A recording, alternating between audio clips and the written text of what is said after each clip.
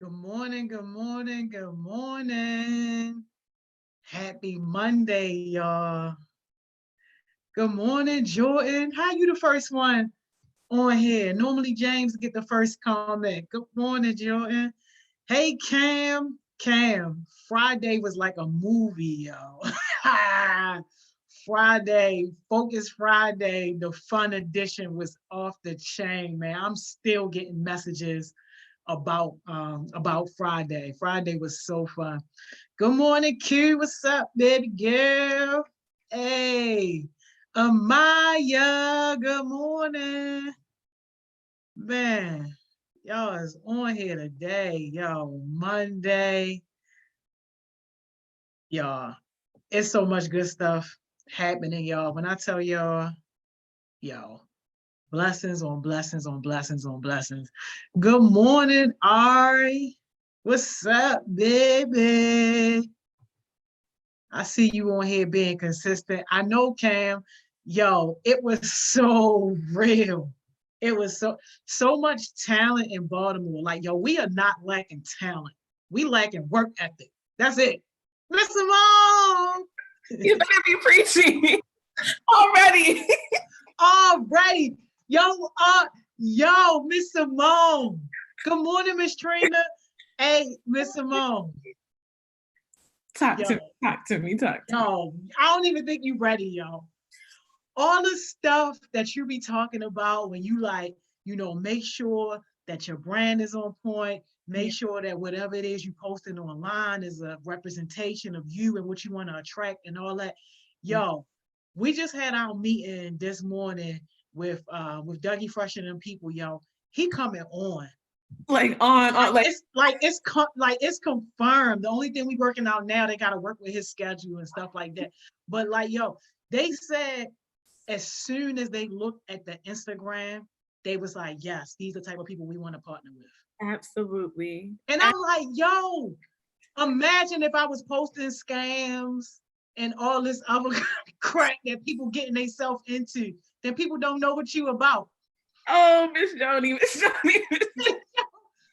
just saying that people don't know what you about. Yeah. But for somebody to be able to just look before they even had a conversation with us, to just look at the Instagram, like, yeah, they the type of people we want to partner with. That's powerful.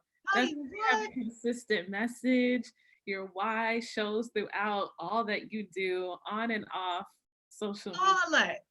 Yeah. All that. And I know y'all a little old, but I mean, y'all a little young. I'm a little old, but they talk about some of my peoples too, like Ashanti, Big Daddy Kane. Like, I'm like, yeah, come on. Bring them all out. We'll take right. And Cam, you're going to appreciate this because you was on Focus Friday for Friday.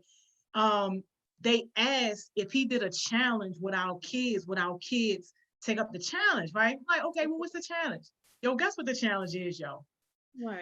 Put a beat out there and let the kids rap to the beat. I'm like, yo, we just did that. I'm like, yo.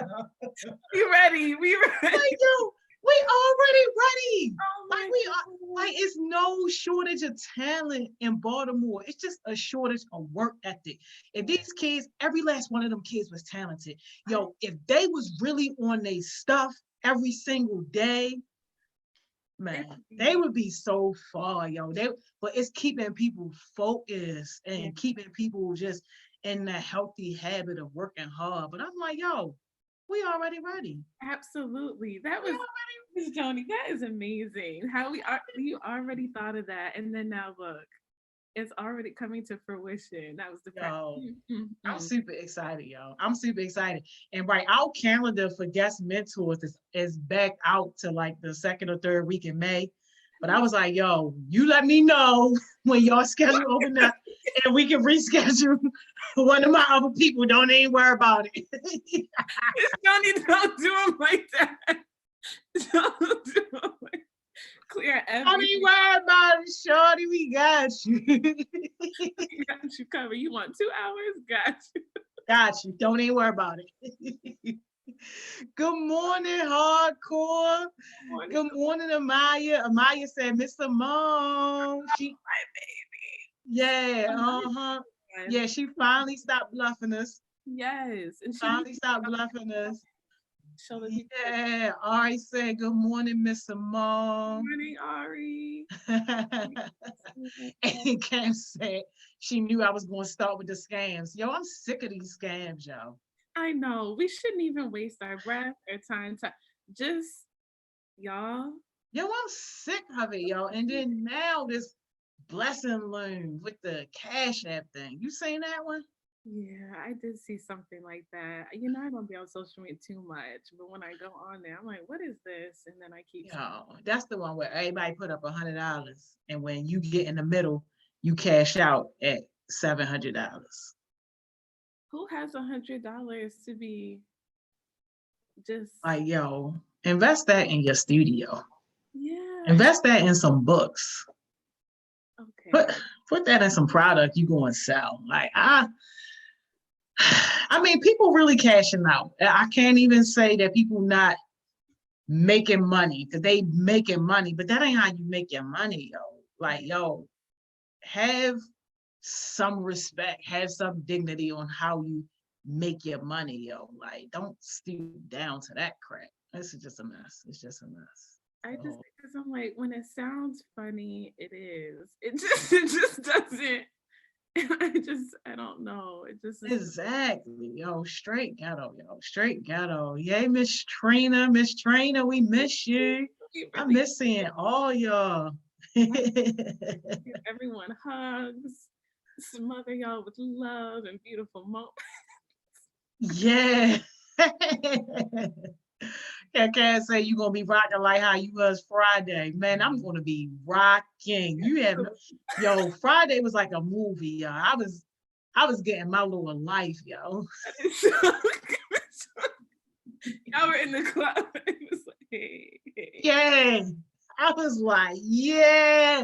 But the kids was really rolling with me. Like they was really rocking it. They was killing it.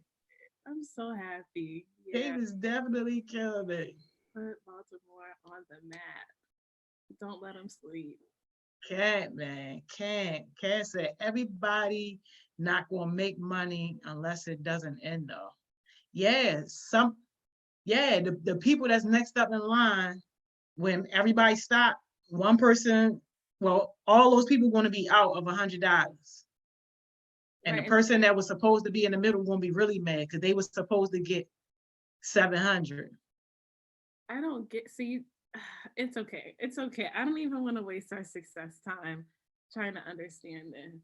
I Y'all know, that's what I'm don't saying. like quick money is usually not the way to do it. You need something sustainable. Like bet on yourself. Don't bet on other people and their dreams. Because that's Yes, Miss what you're Simone. doing. Have your own. We preach on entrepreneurship and collect. Come on, y'all. Don't get scared. Your time is too valuable. Your name, your brand, your reputation is too valuable. If people like Miss Joni, who loves you dearly, are telling you this might not be a good idea, don't think that it's trying to come. Like we want to see the best. We spend hours and hours of our day trying to pour into you. I You was. never see a 4x success session. So it's probably a sign you don't need to do. Trust me, please. Oh, baby. All right. I can't. They be trying to get our babies. This is not okay. I know. And somebody did an article about that too. And I know we were discussing that last week on how people were really taking advantage of people with weak mindsets and of like people's desperations and fears. And there Yeah, was a whole article about that. And I'm like, that is so true. yeah, Like when people know that we are in a heightened state of fear, we are in a heightened state of uncertainty, and people are really scrambling for what's the next thing to do or what can they do. Like some people, like they just trying to survive, and if they see something, it's like, okay, this is going to help me survive, and they just doing it yeah. instead of just chilling. Yeah. Like, And honestly, Michelle, I just want to like, you're not the only, because I know a girl, She went to Spelman. She's in law school and she's doing it too. Oh my gosh.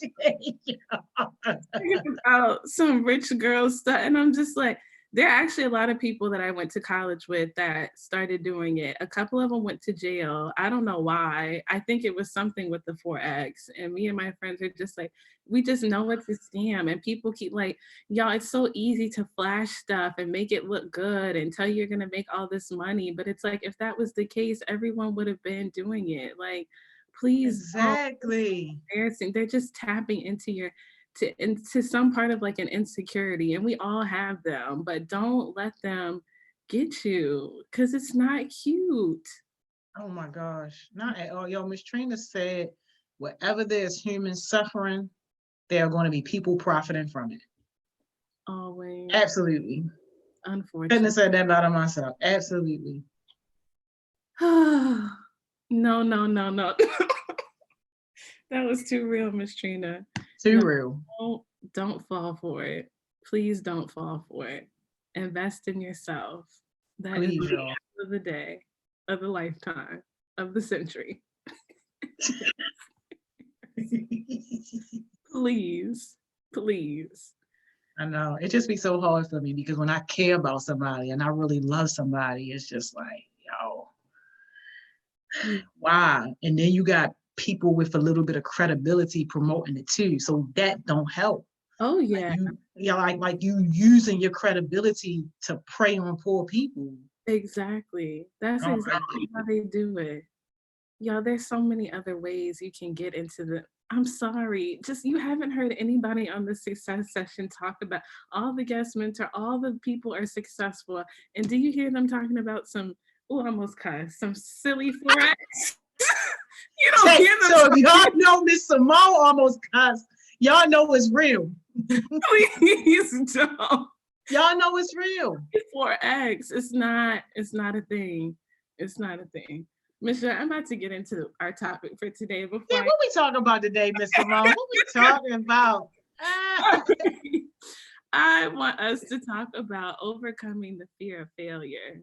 I think it's so key and important in your life and your journey, because it'll just like paralyze you if you're always afraid of like what could have happened, what should have happened. You'll just be stuck. So I've been trying to think of some things that I've been doing to overcome it. Y'all feel free to put any examples, any comments, any things that come to your mind. Miss Joni, I tried to use some points from your public speaking Thriving Thursday presentation. So I have a little acronym for us for how to overcome fear. So we're going to get into it today. Yeah, I love it. I love it. Okay, sorry, I'm not be trying to share my screen. All right, let's get into it. So why is this even important? Like I said, fear will stop you from achieving your goals and your dreams every time.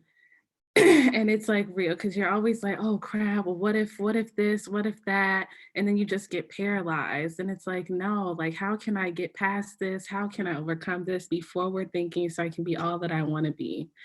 And it's also important because failure is a part of your journey. Like, we are all human, everyone makes mistakes, so you're bound to fail. And it's just kind of how you think about failure.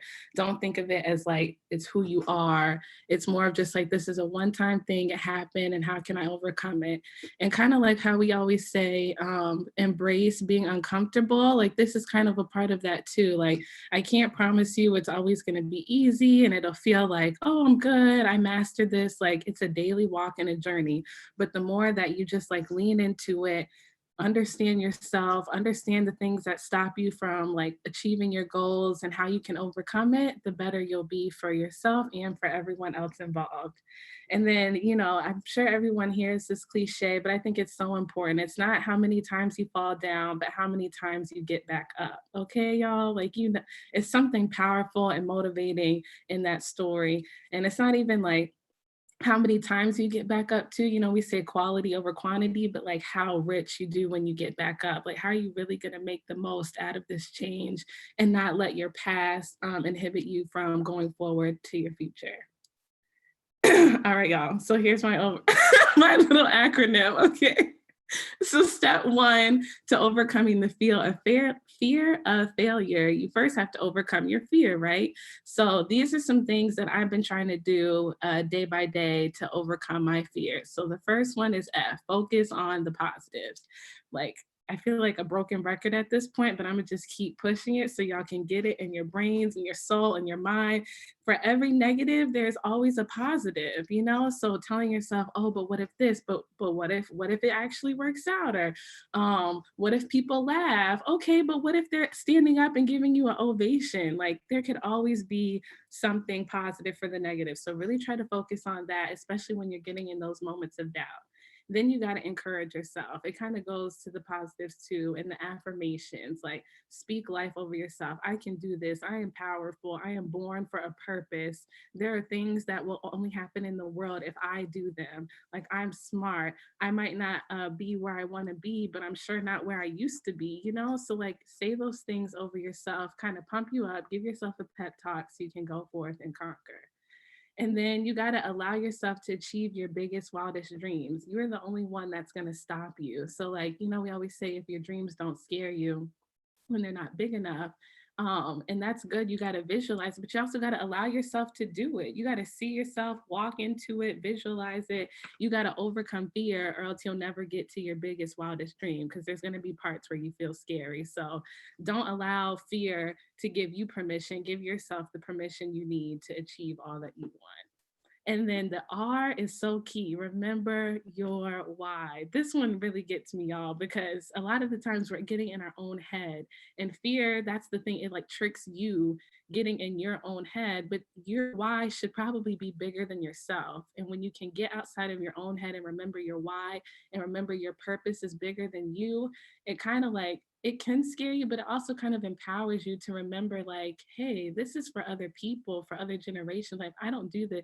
I can't be afraid just for me, because I'm going to block my blessings and so many other people's blessings that are attached to me. So remembering your why can help you to like push forward and be like, you know what, even though I'm scared, I got this and I'm going to be better for it in the long run. Okay. And then step two, prepare as much as you can, right? So like, when you're fearful, it's probably because you feel a little insecure, like you might not have all the things that you need, and that could be the case, but prepare as much as you can. Like Miss Joni says, like, if you can control the things you can control, makes you feel better prepared for when those things that come out of the way that you never saw expected, you're like, okay, well, at least I did my part. So I feel like the biggest thing with like fear is like leaving your pride at the door. Okay. You have got to, like, y'all, we are in this together. No one built something by themselves. Rome wasn't built for the day. So you have to be humble. You need to talk to your mentors, talk to people that have been there, done things that you're trying to do, and try to get, like, you know, their insights so that you can also learn from some of the mistakes they've made. And then you don't have to repeat them over again. You can like be already at the next step. Do some of your own research as well. You know, like, that's the whole point. You are uniquely and wonderfully made. So some of the things that other people see, like, you see it in a different way. So try to prepare yourself as much as possible so you can put your own spin on it. You can feel empowered and feel like the expert of the topic with your own spin on it of how you want to shape this. And then also ask questions. You know, they have the saying, no question is a dumb question. And people have like mixed feelings about that because they're like, just shut up. But honestly, at this point, I'm like, ask the question, just ask it. Because if you're thinking it, someone else is, and there's no point in letting the fear of looking dumb stop you from asking a question. There's probably no too simple question. Like, if that's what you need to do to feel confident and feel empowered about how you can go forward and do the thing that you want to do, then ask the questions. And usually if people don't want to tell you the answer, kind of going to the scam thing, if they're getting irritated and they're like, why you want to know, it's probably because it's not right. Okay. I think Paula Campbell said that too. If people start getting like tense when you're asking them questions, it's because they don't know. So anyways, like I said, collaborate, because you can't do it by yourself. Two is usually better than one all the time. So it's good to bounce ideas off of people, get some of those affirmations when sometimes you're in your own head. And then you just have more to bring to the table. And then make a plan as much as possible for how you're going to do whatever you want to do. Try to write it out, type it out, visualize it, just so you feel a little bit more confident. And then step three, you just got to do it. You have got to do it. That's really just it. I know it's so simple, but there's this quote that I keep hearing a lot lately, and now it's resonating with me more because it says the enemy of progress is perfection. I feel like a lot of people want to get things so right and so perfect because we don't want to look like a failure. We don't want to just have everything come to kapoots. But if you at least try your best and you do some of those steps before, like talking to mentors, collaborating with people, make a plan, then you just got to do it, because nothing is going to be perfect. Nothing is going to go exactly how you see it or envision it. But as long as you try your best and you do something, you already are one step ahead. You already put yourself out there. You're learning more. So yeah, stop with this. Nobody is perfect. Just progress is like hard effort and really trying. That's what people respect and that's what people look for. We don't have time. People are going to be tired of all this stuff that you say you're going to do. People want to see some action. Okay, so just do it. Oh, sorry, wrong way. Okay. And then congratulate yourself once you do it, y'all. Like, we are usually our biggest, hardest critics. Okay. So you have to know that, like, Rome wasn't built in a day. Like, it takes time. Like, how anything like good, slow cooked, marinated food, like you could put something in the microwave, but if you put it in the oven, it might be a little crispier. Things take time. So if you spend time and you really achieve your goal, even if it's not exactly how you want it to be, you still got one step farther. So you tried something new, you learned something new, you embrace fear. Now you're more courageous and you are better than when you started. So those are some of the things you can tell yourself too, because when you're going on the rabbit hole of like, oh, what if I mess up? What if I do this? Well, what if I also learn something new? What if I try something different? What if I become more courageous? And you definitely might not be exactly where you want to be, but you're better than when you started. So remember that and pat yourself on the back. And then there are going to be moments when you do feel like you failed. Like, that's just inevitable, even with the self-talk. And I feel like failure, in a sense, is just like when you feel like your expectation wasn't met. So it's not exactly how you thought it was going to go, or someone told you like, oh, this wasn't good. So you just got to breathe. Remember that this is temporary.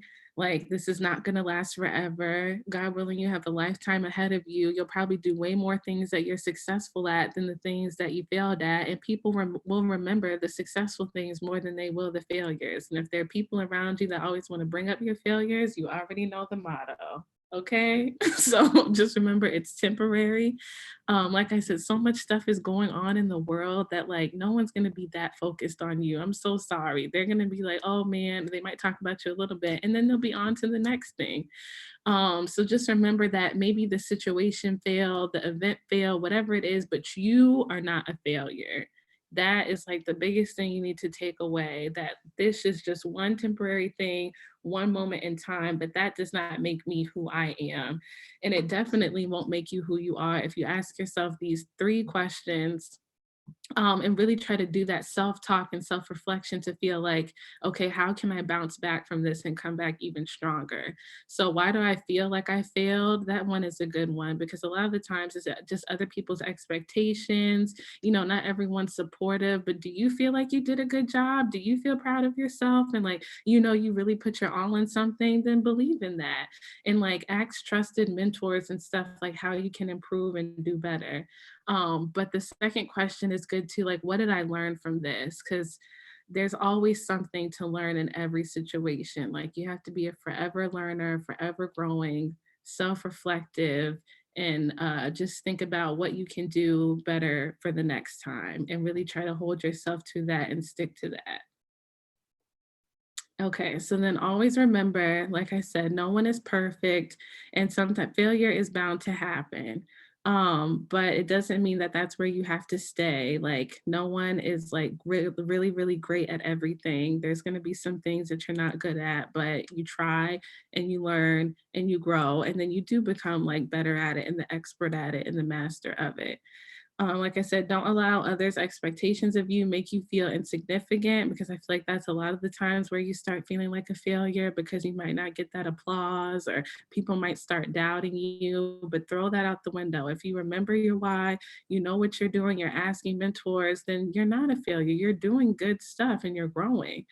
And then, like I said, failure is the start of learning and growing. So just trying to shift your mindset too of like, oh gosh, I feel I messed up. It's like, okay, yeah, but you're also learning. Like this is the great, perfect opportunity to know that, okay, what can I take away from this situation? I might not have got it right exactly how I wanted, but now at least I know like what to do next time. And then I feel like a lot of people get afraid of hearing the word no. Like if you reach out to someone or you ask, but just like I've Googled this and I like this acronym too, because it's like no just equals new opportunity. And I think you say this often too, Miss Shirley, like sometimes the closed door is a blessing. It could be the opportunity that just made you think about something different, or maybe that's not the person you're supposed to work with. Maybe you're supposed to collaborate with someone else or do something new. So don't think of no as like a shot against you. Like don't take everything so personal. Just think of like, okay, it's just something out there that's different for me, that's better for me, that's more aligned for me. And at the end of the day, remember you got this. So this is one of my favorite quotes just because I feel like it's just so cute. And I feel like it's like the self-talk. It's like, what if I fail? Oh, but my darling, if you don't like darling, change the middle word. But it's like, what if you fly? And that is just the moral of overcoming the fear of failure. Like you can do this. Just getting over the hump is half the battle, getting over that fear. And then just watch what you can do once you actually try, because you might soar. So that is overcoming the fear of failure. Quick little points. How Yo, are all you? fire. All fire, Miss Simone. And you had some really good comments too. Jordan said, yeah, don't let fear hold you back. Gain enough motivating to keep striving for your goals. If you let it hold you back, you'll be stuck in the same position and it'll become a cycle. Preach, Jordan. Yes. Mira said, actions speak louder than words. And Jordan also said, that outcome speaks louder than the process. Ooh, I like that. Come on. Right? Cam said, do your own self-evaluation, Yeah, and opportunities never skip over you if they're meant for you. absolutely. And Q said, mindfulness plays a big role in this. Yeah, And Cam said, take risks. absolutely. Yo, all on point. All on point, all on point, especially when you were talking about how perfection is the enemy of progress. Like I say that all the time. Like every time I talk to somebody, like what's going on with your goals? They waiting on this person, or they waiting on that person, or they trying to do this, or they trying to, and I'm just like, yo, just go. Yes, y'all, just do it. Just go. Do it. You're just wasting time. Right? Like just go, just go. But Miss Simone, you said something that was very triggering for me, where it said, leave your pride at the door. Yeah. Can you talk about that a little bit? Because I ain't saying that I care, but I got people that ain't speaking to me. Like, and that's like the situation, because if your head wasn't so big, then you wouldn't be offended by what I'm telling you, because you know that I love you and you know that I care about you. Anybody that know me know I'm going to talk all the crap, but I'm also going to help you too. Like, but it ain't going to be no handout. I'm going to help you to help yourself, because I don't want you to have to keep coming back relying on me. I need you to be self-sufficient. So can you just talk about that whole idea about like taking like the pride and the ego out of the situation? Because I feel like too many young people are battling with that. And I'm just looking at them like, yo, you haven't even earned the right to have a big head yet. You ain't done nothing for nobody yet. Not doing nothing for yourself. That's why my Cash App say loan, loan, loan, loan, loan, loan, loan. But they don't want to hear the truth. They don't want to hear the truth. And it's real. Yeah, there's so many points about, but I just want y'all to know, like, just the best people, the best leaders, the people that get far in life are so humble. Okay, you cannot ever get to a point in life where you just feel like you have arrived and you got there. No one can tell you nothing. Like, this is why, like, there's really a step process to it. All of it kind of flows together. Like, we tell you to have your core five to really, like, the five closest people around you, like, should be really solid. I think some people say you can't have one dumb friend. Okay, but other than that, you need to have a solid group so that when people are telling you stuff, you know it's out of love and it's out of learning and growing and wanting to see the best from you, not wanting to, like, tear you down or make you feel dumb. Because I feel like that's where that's where you put that wall up, and then the pride starts speaking, because you're like, well, I don't want them to think that I can't do it. It's really because we're all insecure. We're all trying to figure out, make ourselves look the best, make it look like we have it all together, when it's just a lie. Throw that out the window. Nobody has it. Everyone has something that keeps them up at night. We're all trying to put our best foot forward. And so if you have people that love and care about you, that want to see you succeed, sometimes you were too close to it. And you have to humble yourself and really look and be like, man, maybe I can't, maybe I didn't see that the right way. Maybe I didn't look at that the right way. And it's going to make you better. Like, any self-reflection you do, sorry, y'all, any self-reflection you do is not in vain. It really just helps you to be your best self and, like, reflect. And then instead of trying to put on a front of how you have it all together, you more likely will be starting to get the pieces of your life together, because you know who you are, you know what you stand for, you know why you're doing these things that you're doing. And then you can go forth and just be better. But I just feel like, no, the pride thing, you have got to put it to the side. Like, no one owes you anything. No one is here to just, like, no, no, no. You have to be humble. You have to learn and grow. And if you don't want to hear things that are going to make you learn and grow, you're going to be stuck and you're going to be bitter and it's going to be nasty. man, shoot. Come through, Miss Simone. You ain't even lying. Amaya said, yes, you got to change your mindset to believe in yourself in order to go further and work the process. Wow, preach. I think you better get on these success sessions and start preaching.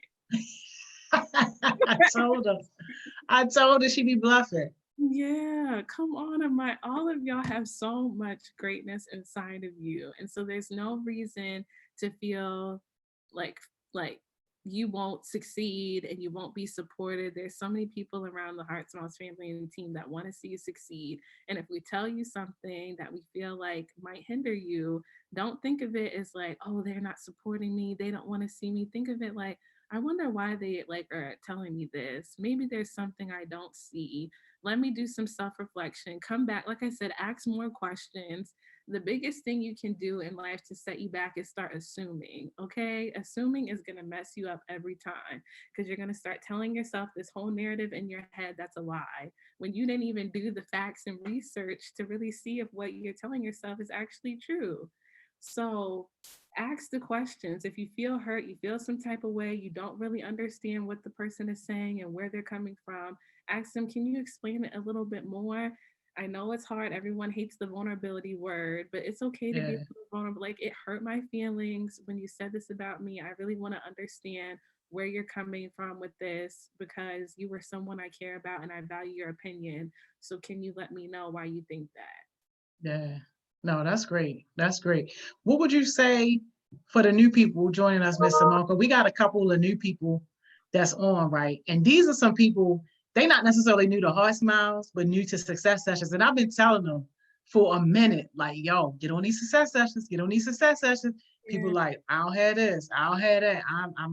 I need help with this, I need help with that. I'm like, yo, get on success sessions. Like, get on. Like, yo, what do you say to people who are like new, first time today, and they trying to feel their way around and get themselves into some type of, like, productive way of moving themselves forward? Yeah, you just gotta try, y'all. Like I said, the enemy of perfection is just progress. So just get on one. It's from 10 o'clock to 3 o'clock. I'm not to be mean, but you really have, like, everyone has an hour in their day.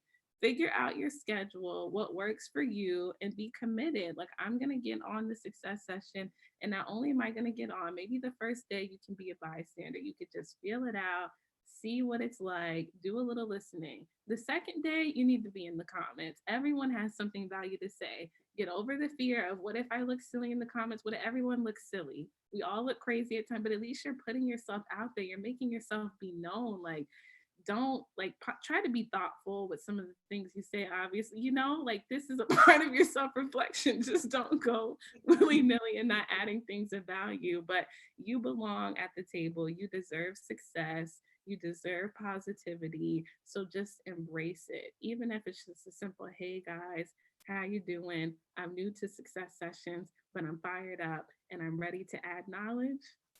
Yes. I'm like, let's go. You just got to start. You got to get in here. Pick one of the sessions an hour and stay committed and try to do that hour every day, and stimulate your brain.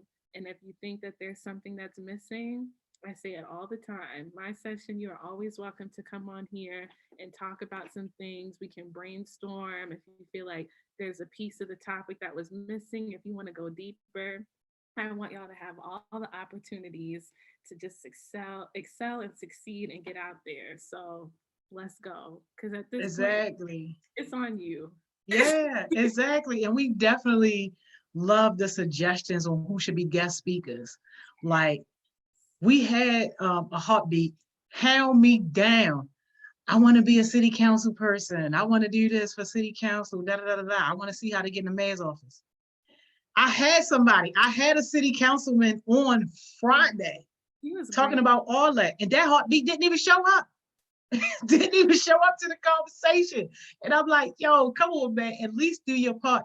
And when I asked them, because I asked them live, and y'all can go back and watch this if you missed it, but I asked them, I said, yo, if any of my heartbeats want to get No, into the city council, can they come to you for help, for mentor? And he was all like, if they come through you, yeah, absolutely. He's like, that's the only recommendation they need.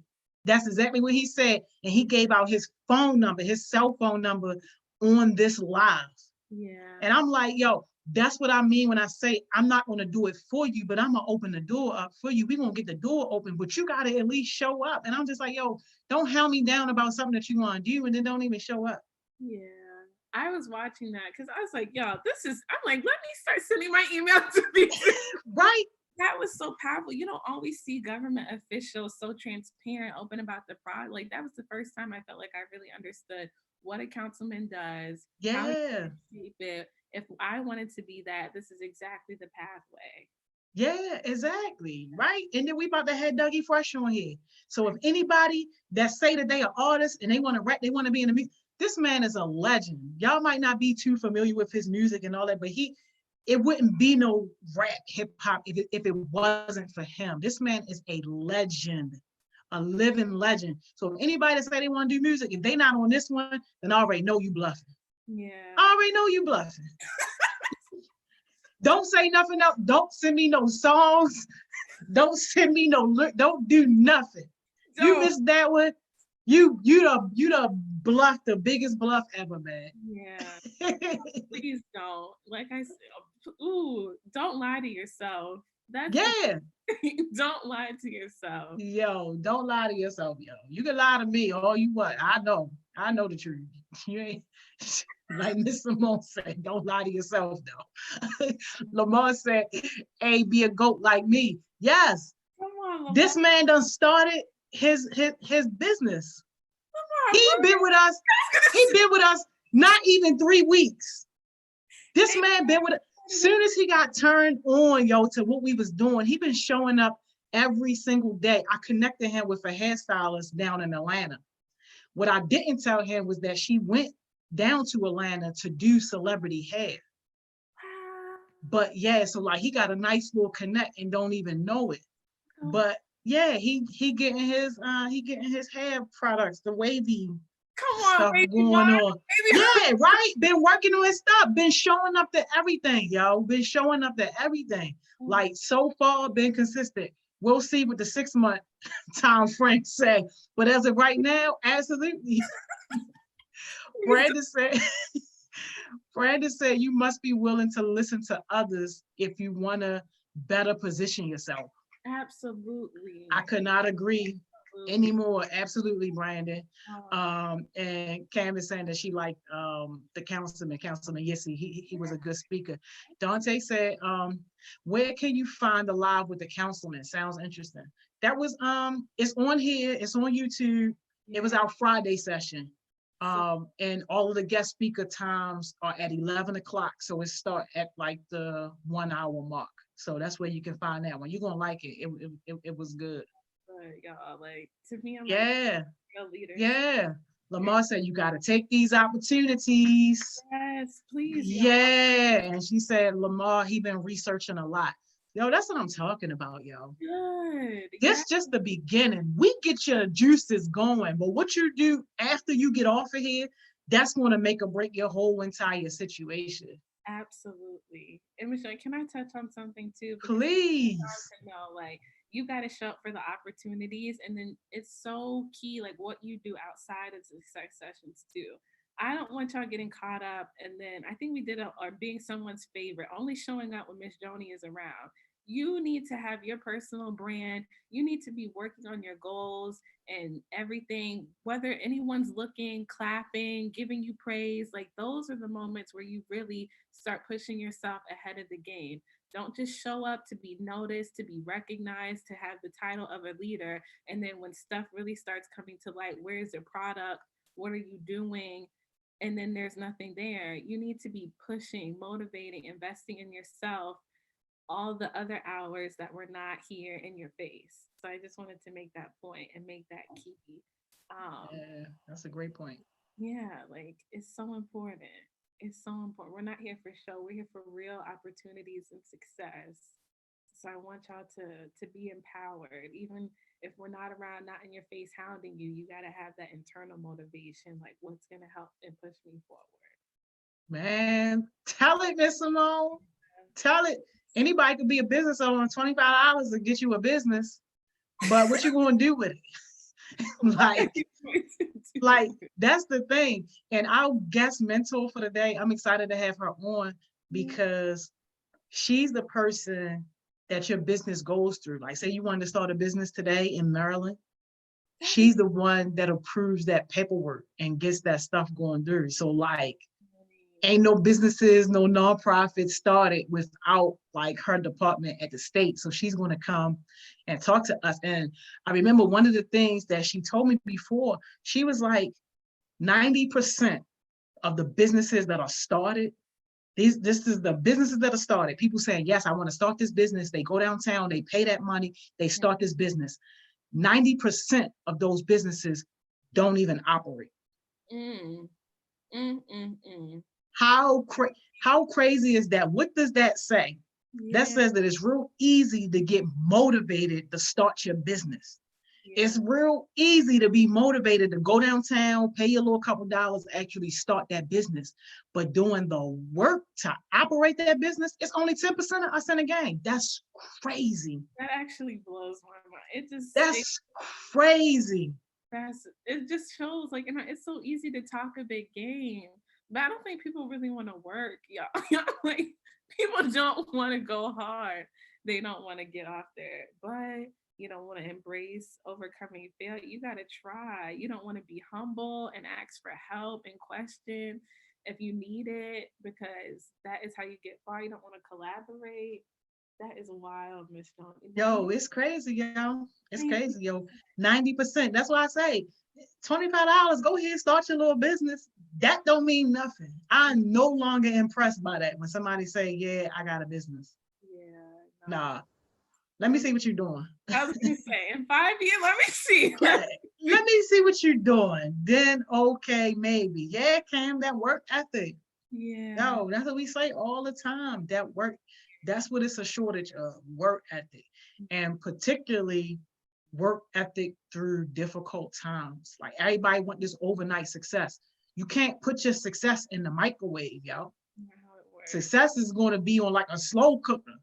You go like that's success on the slow cooker. Y'all trying to put the joint in the microwave and then wondering why it's looking a mess. Like, no, you gotta build that baby like every single day, and you gotta nurture that thing. Like, yo, you don't eat the fruit the same day you plant the seed. It's crazy. Preachers, Joey, you go. Crazy, yo. Dang. Dante said it's easier said than done. Gotta stay committed. Absolutely. And y'all don't know, Dante holding back on us, y'all. He's a professional gamer. Correct me if I'm wrong on that, Dante. But he's actually, yeah, one of the young people who doing this whole gaming thing and like building a business out of it to make money. And that's what I always say too. Like, yo, if you're not making no money or building no business, throw your controller away. Yeah. Sell that Xbox, that 360, whatever that crap is that you got, yo, sell it. Because all you're doing is making somebody else rich and wasting the one thing you could never get back, which is your time. Yeah. But this man is a young guy. I want to say he's probably no more than like 14, like 13 or 14 years old. Yeah. Yeah. So Dante, you might have to get on here, man, and talk about what you're doing. Hardcore said motivation is just temporary. Absolutely. That's why you gotta need that discipline. Brandon said young successful leaders coming soon. Founder. I love it. Yo, let me take a picture, yo, because you better come through. Because if you don't, I'm on you. You said it. Yo, it's easy to throw a flyer and a hashtag on something. Yo, let me see you do that work though, Brandon. I'm backing you. I'm with you. Founder of Young Successful Leaders. I love it. Okay. Come on. You can okay. do it. Okay, come through. Mars said, good to start early because if you start late, it's going to take you even longer to figure out what you want to do. Absolutely. Yeah. Absolutely. Time is on your side, but don't get too comfortable thinking you have it because it goes fast too. And the quicker you can get on it, don't like, why waste time? Do it Yeah. now. You know, you see those articles that'll be like 12-year-old, the youngest to go to college, and everyone's like, "Ooh, yeah, be the 10-year-old that goes to college." Like, come on. Exactly. There's no Exactly. Be the 5-year-old. Just be on it. Just be on it. Just do it. Just do it. Because then it frees your mind and you can do so many other things. You're like, okay, I got that done. I accomplished that. What can I do next? Like, live a full life. Live a full life. And the exactly. Better. And my bad, Miss Simone. Don't say you're here catching a heart attack. He's 16, y'all. Sorry, I said 14. Oh, why you 13, 14? Yo. Why did you, baby? 2 little years, yo. I worked hard for them 16 years. You better count. No, we did. Don't worry. When you get older, you're going to appreciate people giving you 2 less years. Yo. Yo, he put that joint in all caps too. Like, I'm 16, Miss Joni, 16. All right, y'all, take note of that, y'all. My man don't say 16. 16, still doing it. That's all right. Out here doing it, yeah. Mars said, but the scammers out here, though, you can't really trust. Who do you want to invest your business in? They take your ideas and money. It's so sad. Yeah, man. We had a whole little rant about scammers at the beginning of this. I'm scammed out. Yo, I'm wasting time and energy on that. I'm scammed all the way out. Yeah. I'm sick of the scams, y'all. Put the scams down, put the quick fixes, the quick get riches, put that down and pick up your dream. Yeah. Pick up what it is that puts fire in your soul. Something that makes you not even need an alarm clock to want to get up. Man, you know, Miss Simone, when I was for those few years, when I was only having myself on like a 2-hour sleep regimen, I didn't need no alarm clock to get off. Like to like get up. Like I didn't need no alarm clock at all. Like I knew, okay, go to sleep at 2, be up at 4. And that was it. And even though it was crazy, it was a lot physically and mentally, I was always supercharged up because I knew that better days was coming and that if I put the work in now, I'm going to be able to, have a better situation later. Absolutely. I love that, Miss Tony. That is real discipline and strength. Cause I'm like, "Oh, I gotta do some deeper soul search. I don't know if I can get up like that." Yo, I wouldn't never advise nobody to be like that strict. Yeah. And the crazy thing is when you start young, you ain't really got to do that because you still kind of got a cushion. You got your parents and you got a big support system and all that. I started real late. Yeah. I was in my 30s. I already had a house. I already had an established lifestyle. So I had to go super duper fast because wasn't nobody about to take care of me. And these bills and this mortgage wasn't about to stop. So it's like when you do it, when you are already established, it's so much harder. And that's why I be stressing these kids like, yo, do it now, build up now. So that way, by the time you get into adulthood, you'll already have something built up. You'll already have a foundation. Exactly. If somebody would have told me this when I was a teenager, I wouldn't know none of y'all. Me and my millions would be gone somewhere else. What? See y'all. You sound like, wait. Come back. Holding on to a shoestring, okay? I would be gone, yo. The Lord knew not to bless me early. Not like that anyway. Because he knew I would have been out. Okay, with the quickness. With the absolute quickness. We get into this youth. People love to support youth. It's better when you like make a mistake and you're young and you can learn and grow from it. When you get older, the older you get, people have less empathy for you. They're like, well, sorry, you should have known Google's available. When you're younger, there's opportunities. So please use this time, maximize it. People want to help and support young people. Yeah. So, you know how many adults want me to mentor them? I can't do it, bro. I know. I can't do it. I'm like, no, that ain't what I signed up for. I signed up for the kids. They hard enough. Damn, I would be on the island somewhere. Yeah. Gone. Chilling, gone, not worrying about no Baltimore. I wouldn't even be telling my story. Joni, no, don't be like that. Because one quick note before we go. I feel like y'all, please, that's another thing. Like, there's a lot of the times we don't have knowledge in our communities, and like that's another thing that holds us back. So when you get this knowledge, you have to pass it on and spread it, and don't just keep it to yourself. And also, once you get the knowledge, it holds you accountable because now you can't use that as an excuse. Like, well, I didn't know. Now you know, you need to act on it and you need to give it to someone else that can pass it on. Absolutely. Yes. And that's one of the biggest ways to judge how successful you are. Like, who else have you helped?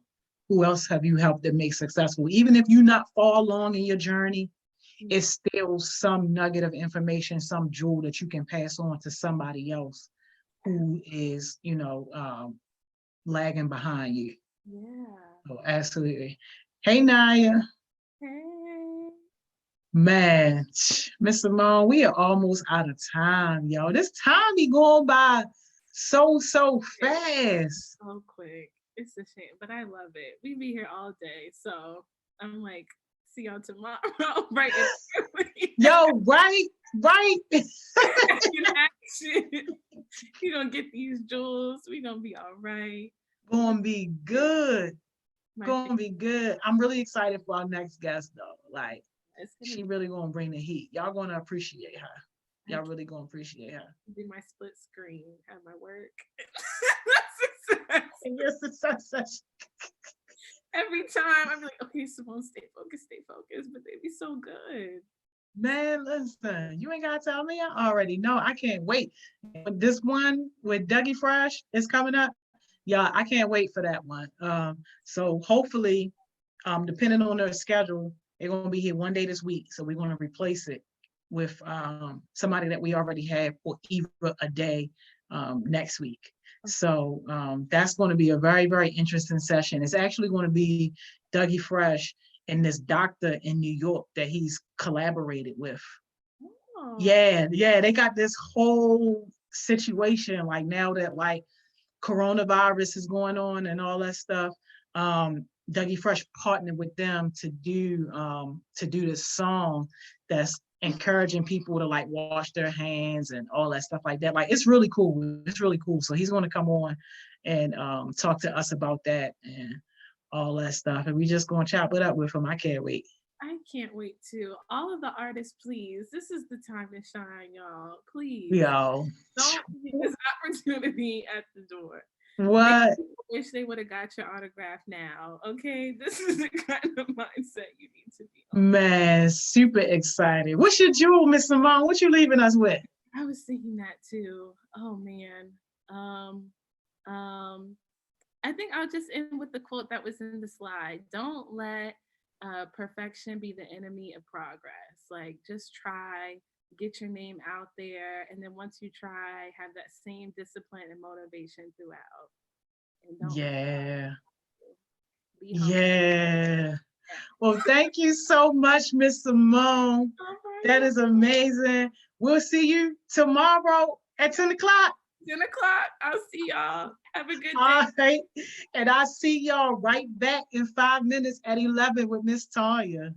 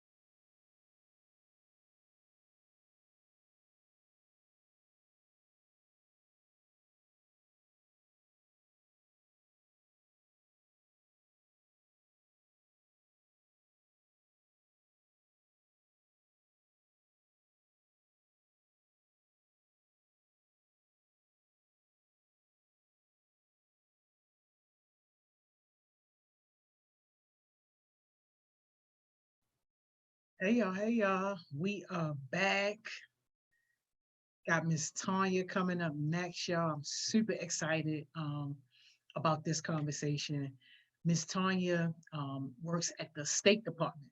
So all businesses, nonprofits, regardless of the business type or the business size, like when you want to start a business in Maryland, her department is the department that goes through. So she is extremely knowledgeable about all things like business, entrepreneurship. So super duper excited. Make sure y'all drop your questions, comments, and all that for Miss Tonya. Got her coming on now. There she go. Good morning. Hey, Miss Tonya. Good How are morning. you? How you doing? I am Good. well. How are you? I'm blessed, man. I can't complain at Right. all. No, we shouldn't complain. Not ever. Right. How you doing? I'm good. Good, good. Well, I'm super, super, super excited for this conversation. And just so people know, like, I know you since nobody knew what like a HeartSmiles was. Like, I remember I was just kind of starting out, and China Mike had introduced Yeah. us, and he was like, "You gotta know Miss Tonya down at the State Uh, Department," and he connected us, and like you've just been a blessing ever since. well, thank you. I appreciate it. No, Yeah, I I had to push appreciate you you. because he was like, I was like, come on, you can do this. Like, I don't know nothing. I was like, listen, I'm gonna help you out. Don't worry about it. Yeah, right. And then I don't know how many kids after that you help educate and help get them to where Right. they need to be. So like that was just amazing. Thank you so much. You're welcome. Man, so y'all, we're gonna get this conversation started. Make sure y'all drop your comments, drop any questions that y'all have for Miss Tonya. I promise I'm gonna get to every single question, put them in the comments. But Miss Tonya, can you first, for our young people who are not familiar with you, can you just kind of formally introduce yourself? Like where you came from, what was your journey like? Um, What was your childhood like? Yeah, they like to know all people business. Oh, that's fine. I don't have a lot, but I'm gonna give you what I know. All right, so my name is Tonya Diggs, and I am 41. And I'm 41, but I have been through a lot of stuff. But what I've been through, I do not look like. So that's a good thing. And I have so much faith in God. I always put God first. So remember, always put God first in everything that you do, regardless if you're not saved, but God comes first, because we wouldn't be here today if it wasn't for God. But I work at the Department of Assessment Taxation, and I am one of the people that you meet when you come in and register. And we register millions of people all day long. We have so many businesses coming that you would never imagine. So don't think that because the business you have, somebody else have. That doesn't matter. You can still do it because you are unique in your own way, and you have your own style in everything you do. I have a cleaning business. It's 1,500. What can make difference for you? You look to see how can I be unique in a way that I can help somebody else. Everybody can't go to the same store. That's why we have so many stores. That's why we have so many markets. So, but I am a minister at my church, and I've been working for the state for over 19 years. And I love helping people. So everywhere I go, I'm helping anybody. Don't be stingy in what you know, because somebody, you can help someone else. Wow, that's amazing. So I heard you right. You work at the State Department and you also have your own business. Right. Talk to us about your own business. I have a cleaning business. I always wanted to do it. My dad was the cleaning. My dad was had a cleaning business. My uncle worked had a cleaning business, and I always would work with them. And I was like, oh, when I grow up, I want to clean. And so I never I got married, and then it just like threw off. But after I had a divorce, I I went and did it for myself. I was like, you know what? No, I'm not letting no one stop me. This is my passion. And when you have a passion for something, it's nothing that somebody can say or do that you can't change, because I clean everywhere I go. I'm cleaning everywhere I go. I'm seeing what can be done in cleaning wise. So whatever business you have, make it your passion. Make it one. Don't make it because, oh, your parents want it, or make it something that you want, because you are the one that have to push forward. You're going to have to be the one. You're going to have to be your biggest fan when you don't have any customers. You have to figure out, what can I do to make my business unique? People want to keep coming to me. Don't look at social media. Don't look at TV and say, oh, you don't know what these people had to go through to get what they are today. Social media will have you caught up and stuff, and they just putting stuff as a facade, but it's not as in what you want it to be. Make it the way that you want it to be. Yeah, that's some jewels right there. So you had this passion to start this cleaning business. How did you end up at the state? Well, I wasn't at that part of the state. I was at the State Department of Assessments, but I was at where you will have, I used to do register business, like churches would get exemptions. And then once again, I will always be helping somebody, helping ministries, helping blind people, helping veterans. But then a promotion came and I moved to where I'm at now on Preston Street. And it made me more like, wow. And it helped me even to see different business. And I never knew that it was so many business out here in the state of Maryland that, and everybody can come in and do the same thing, but they talking to something different. And that was crazy to me. I was like, wow, this is really unique. And so I was like, and I would talk to people and they would just feed into me and tell me stuff.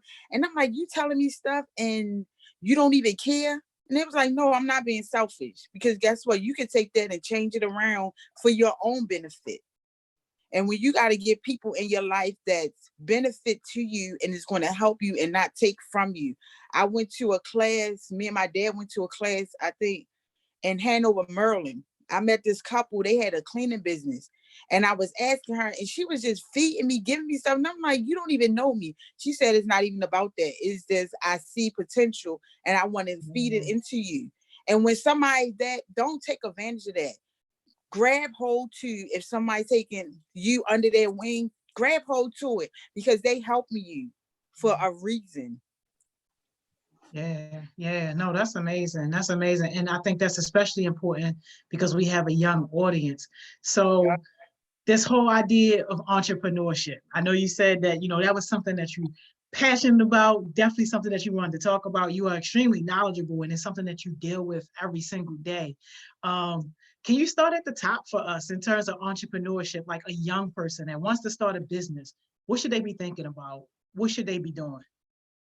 They should be thinking about, actually, first, if this is what you want to do.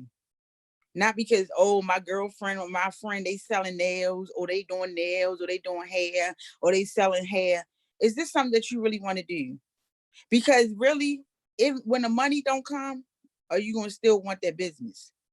If if you don't get customers like you, if you get 1 or 2 customers, are you going to still want it? So first you have to see if this is the brand that I want. Do I really want to do this? When I'm 50 and 60, do I want to retire from this and give it to one of my loved ones, or invest it in somewhere else, or get contract? It got to be something that you want to do. Like, I wanted to do this cleaning business because I saw, at first I was just doing it for money because I was young. You all young, you just want money. That's fine. But when you get a certain age, you then have to say, really, what do I really want to do? What business I want? Do I want to sell hair? Do I want to sell snowballs? Do I really want this? Because check this out. Now, is anybody selling snowballs? What happens in the in-between time that your business is not blowing up? If you sell snowballs, are you selling it in the winter? What are you doing? What other thing you're doing and the parts that you're waiting until the summer comes? What are you actually doing? So it has to be something that you want to do. And we have a lot of pushes, but are they the right ones? Yeah, absolutely. I think that's a very important thing that you hit on in terms of, is this something that you really want to do? Especially when there's no money coming in, because that be the part where a lot of people give up and fail. Mm-hmm. Like, I need this money. The money piece is not coming in. Can you talk to us about young people in particular, how do they stay active and like how do they keep going if they get this business started or decide on this idea, but then things aren't happening the way that they expect for them to happen? So if you have an idea and you do it, and then all of a sudden it's like it's booming, and then all of a sudden you just have a deflation.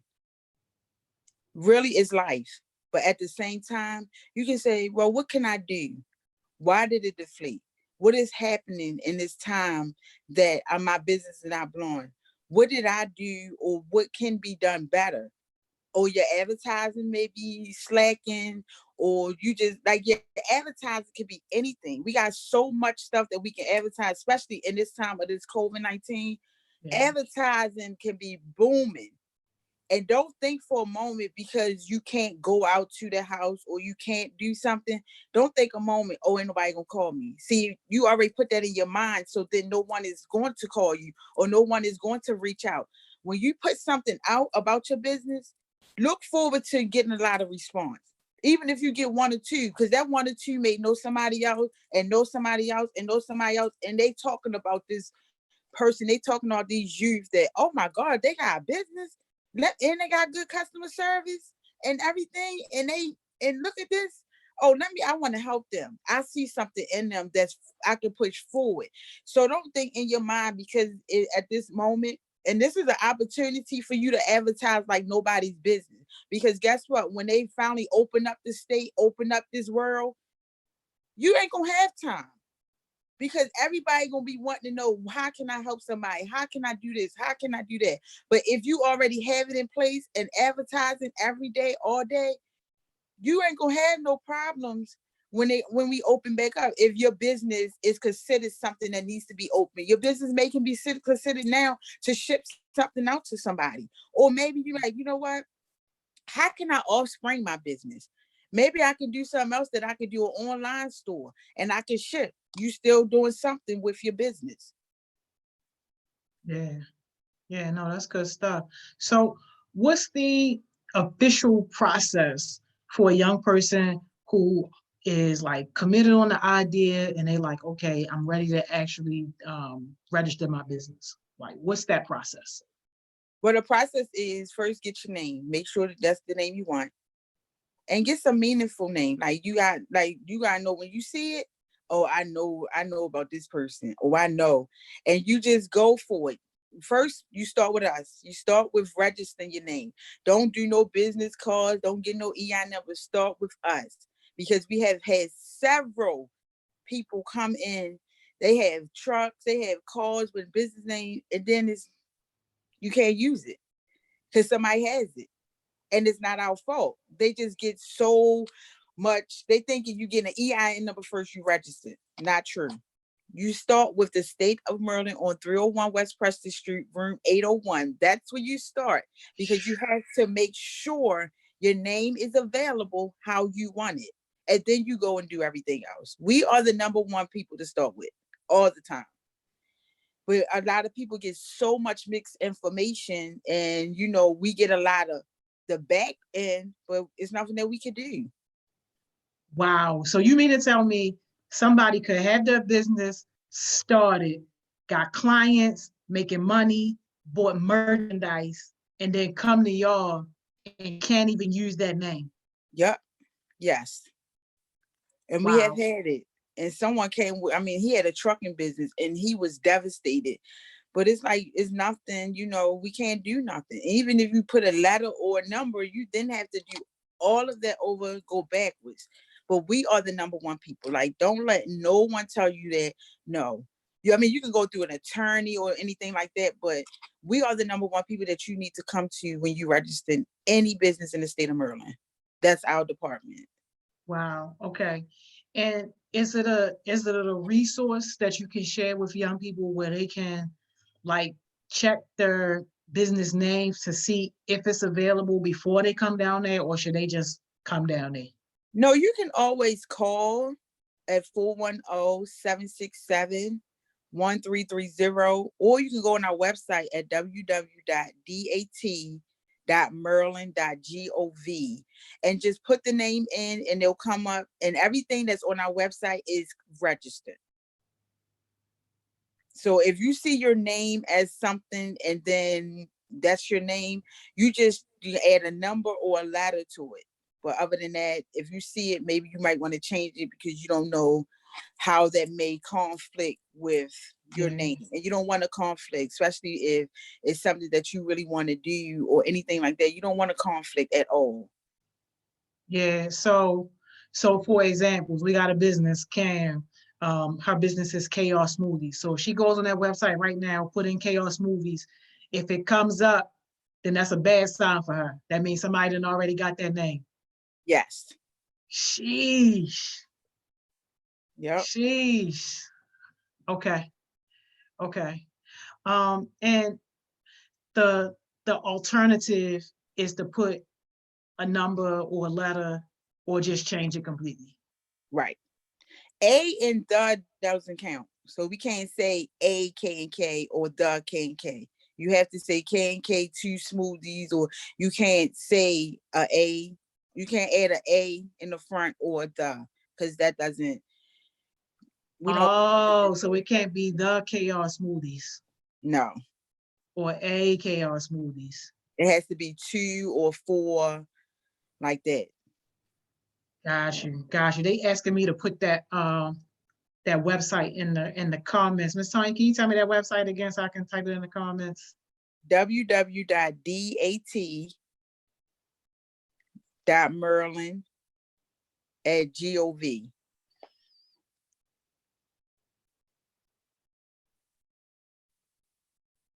Got it.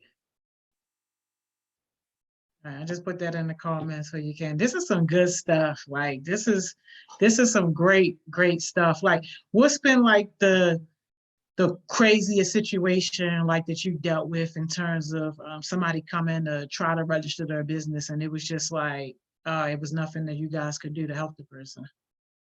Well, just like the guy with the trucking, because a lot of people coming out job very excited because it's like a business. It's like their own. It's like something that they thought about, took time, thought about, and like, hey, now I can register. And then you get there and it's like, no. And we tried to tell him like, sir, that's not, and he's like, well, that's not what I was told. We was like, we know you wasn't told that because you would have came in first. And we was like, the only suggestion is to do, like we said, add a number or add a letter or something that will represent you different, and you're just gonna have to go backwards. And and we have like guidelines, a piece of paper that we just drew up for so much stuff we have heard from customers when they come in the office. So it's like a sort of a guideline, because we can't give them but so much information because we are not legally to do that. But it's something that can help them, that it may not represent all their business, but it may be something that you need. You definitely need an EI. You definitely need to be registered. You definitely need an EIN number. Anything else that follows those steps that we do offer, you may not need that for your particular business. So don't think because I have a business license, your business need a business license. That's what I was, it was told when I went and say, hey, I have this business. And they say, oh, you need a business license because this is what you're going to be doing. Oh, you need a sales and use tax number because this is what you're going to be doing. Every business do not require that. That's why you go back to those designated office and tell them, hey, this is the business I have. Do I need it? And they'll let you know if you need it. But you definitely need to be registered. You definitely need an EIN number. And a form that I have learned, using an EIN number for your business, you're not using your social security number.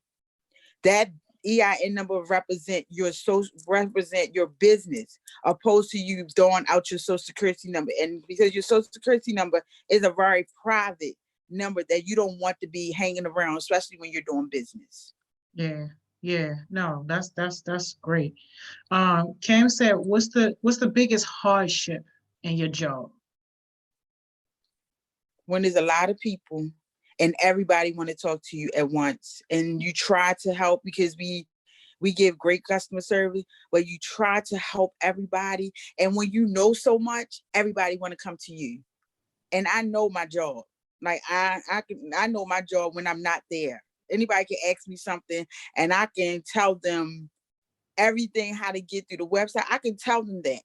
And that's the hardship for me. Like, it's like, oh, they see you, they all running to you. And we have regular customers and we have people that you may have helped in the past and they remember you. So it's like everybody want to come to you all at once. And you're like, wait a minute, I gotta take care of this, but I'm multitask. But at the same time, you're like, wait a minute, I can't help you. You want me and I'm doing something. So that's the hardship for me, because of the simple fact I know so much about my job. And I love my job because I'm out helping everybody. I'm helping somebody. And even if people come in and sad, they don't leave out the same way, because we have made them feel comfortable and knowing that don't be scared. It's okay. Because, people talk.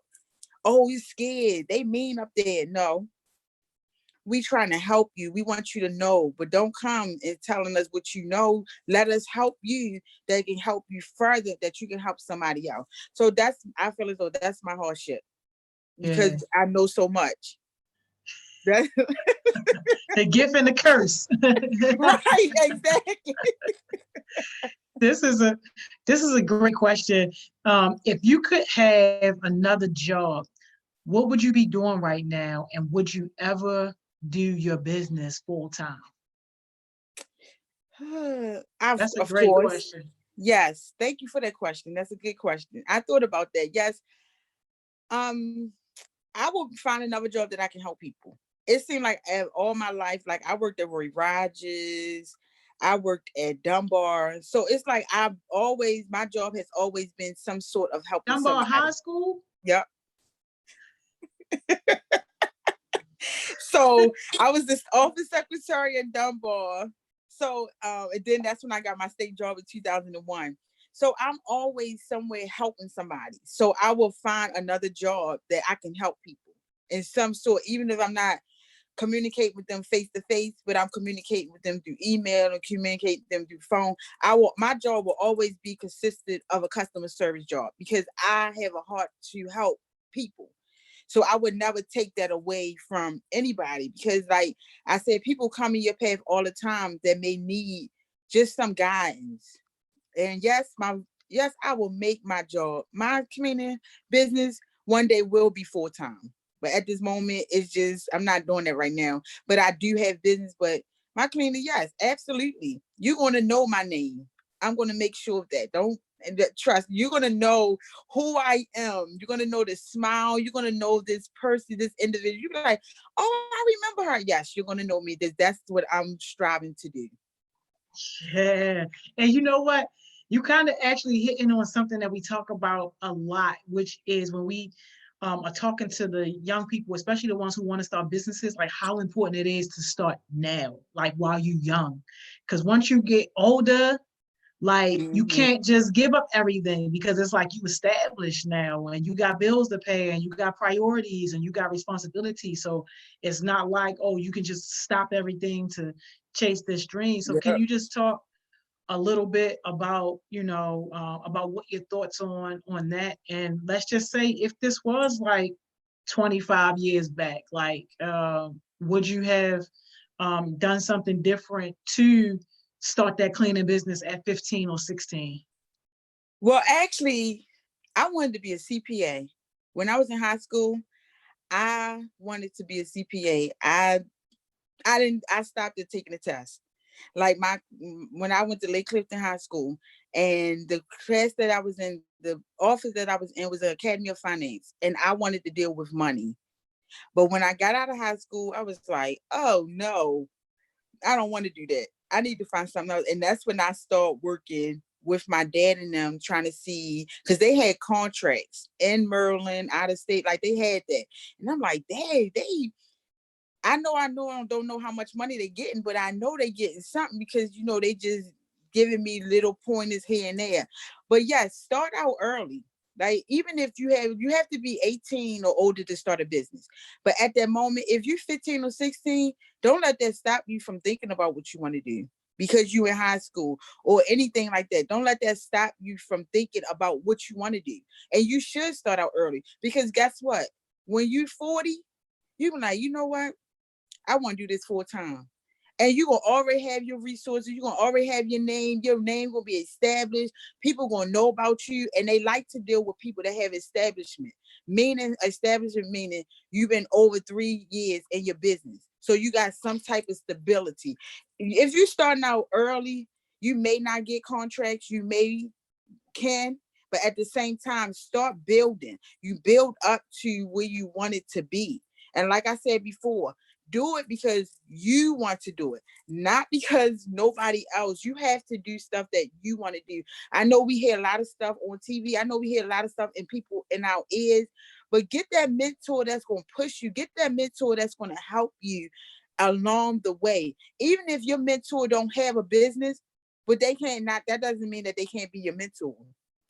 A mentor is somebody that's going to help you, that sees some potential in you, is going to push you to being who you want to be.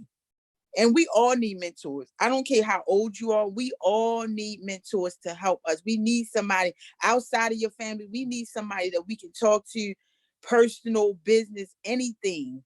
We need that. And that's very important. And at your age, you still need it. It doesn't matter how old, you need a mentor. Because guess what? I didn't get here just by being who I am today. I had somebody that pushed me. I had people to push me into who I am today. Yeah, that's a word right there. This is an interesting question. Where do you see yourself in 20 years? Retired. Retired, sitting at home while other people work in my business. Because I'm not doing it at 61. I'm not doing it. Hey, retire sitting at home while other people were working in my business. That's amazing. I love this question too. What's your opinion on family business versus businesses with peers or people you barely know originally? That's a deep question. I love that question. I learned from my dad. My dad fired his brother. He was like, yes, he fired his brother. He told his brother, hey, this is business. This is nothing personal. I know you my brother, but you don't come to work. You don't do the work. I can't, this is my business. Like, this is what I live for. You can't do this. So working with family, you just have to be careful, really. And I had family to work with me, but I don't have a lot. I deal with more people that I know that I can trust, that I know that has the mindset. They may not have all the mindset of me, but they have the mindset and know if I can't work today, I can trust that individual to go into someone's house or go into somebody's business and do what they need to do. So you just have to be careful with family or peers or anyone, because everybody say, oh, you got a business. Can I work for you? How much you paying?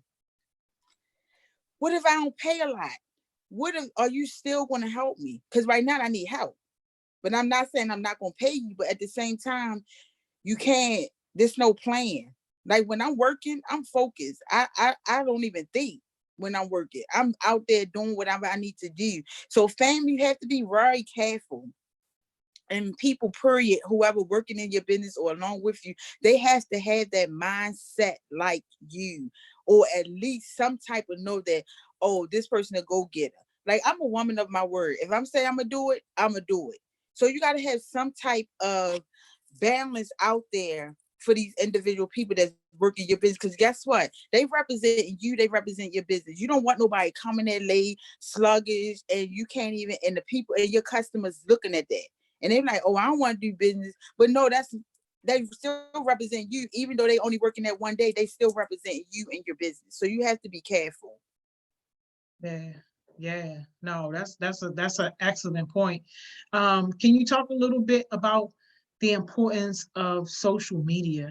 Like, how important is that, especially for youth businesses? Because I see a lot of youth entrepreneurs who, one post is a post about their business, another post is about something that's totally unrelated to their business, another post may be who they dating that week, and then the next post might be their business. So again, possibly.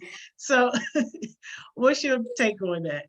So, all right. So youth, like, young people gonna always be young people. So you can't take that away. But at the same time, if you have a business minded, separate it. Separate your personal from your business. Every now and then, if you have a personal page and a business page, you can put on your personal page, what you do, but strictly make it separate, honestly. And don't put your business out there, because a lot of people, if they don't see it, a lot of people just watch social media to see if they know your life.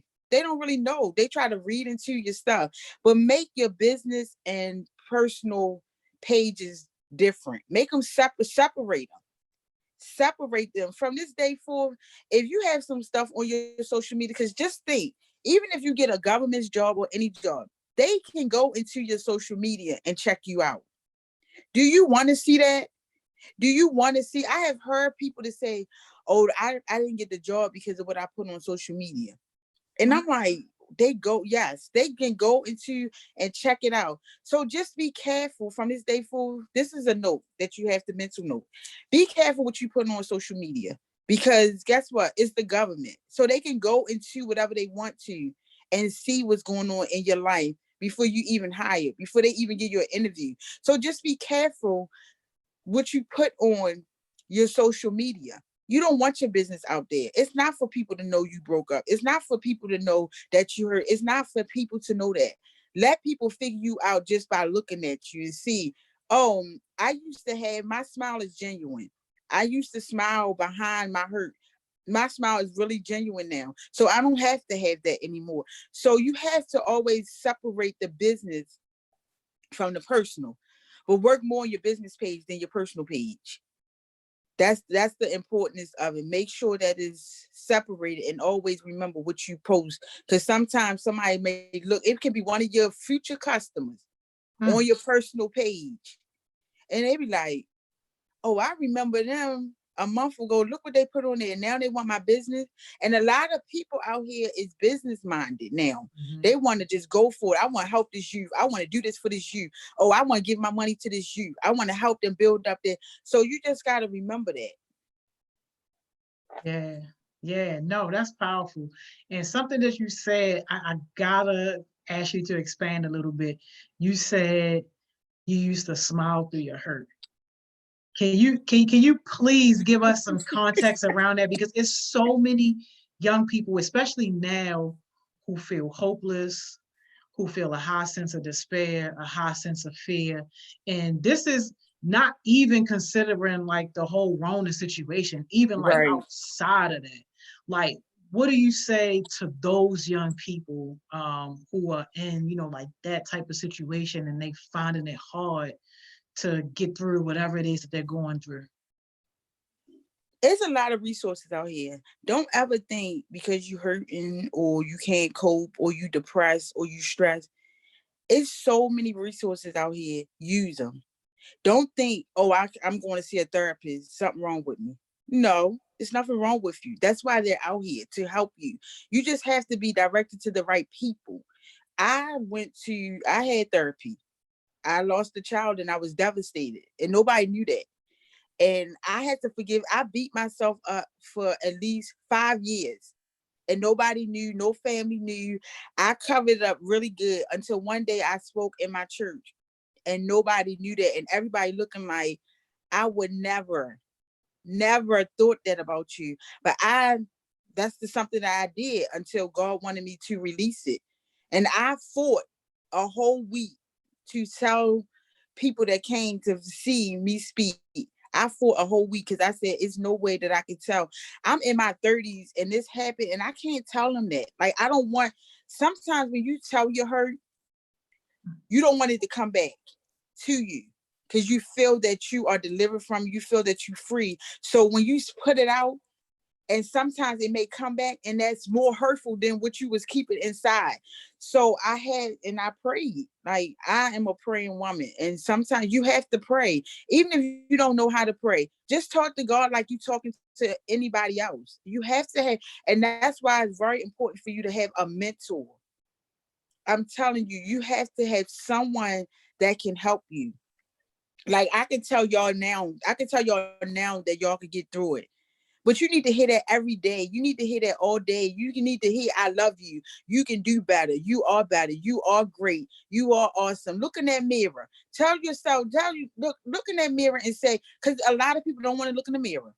Because when you look in the mirror, you see behind those eyes. And when you see behind those eyes, it's frightening, it's scary. But at the same time, cry it out, scream it out, you're going to feel much better. So guess what? Now I can look in the mirror and I can smile, and it is awesome. But I can tell you all day long, I could be on this YouTube all day and say that you are great, that you are awesome, that you can make it. But what about tomorrow? What about at night when you can't sleep? You need that person. You need somebody in your corner to tell you that. Them speak positive. We got so much negativity. We don't need to hear that from our mentor. We don't need to hear that from our peers if they say they our friends. I lost a lot of friends because I was truthful. I lost a lot of family because I was truthful, but they still my family. But at the same time, I want to be what God want me to be, and I am a better woman today. And I wouldn't dare let no one say anything to me, because guess what? We all have power to tell them we don't want to hear it. Even if you're used to it, get used to not hearing negativity, because you hear enough on the news. You hear enough in your life. We don't need that. Oh, you touching my whole spirit right now. Man, I agree with you, man. Yes, Cam, she is very strong, very strong. Cam said, are you mentoring anyone right now? No. That's a good one, Cam. I see where that's going. You heard her. You heard her. You heard her. What would you recommend for someone to get that feeling of self-love besides a mentor or in addition to it? That's a great question. That's a great, great question.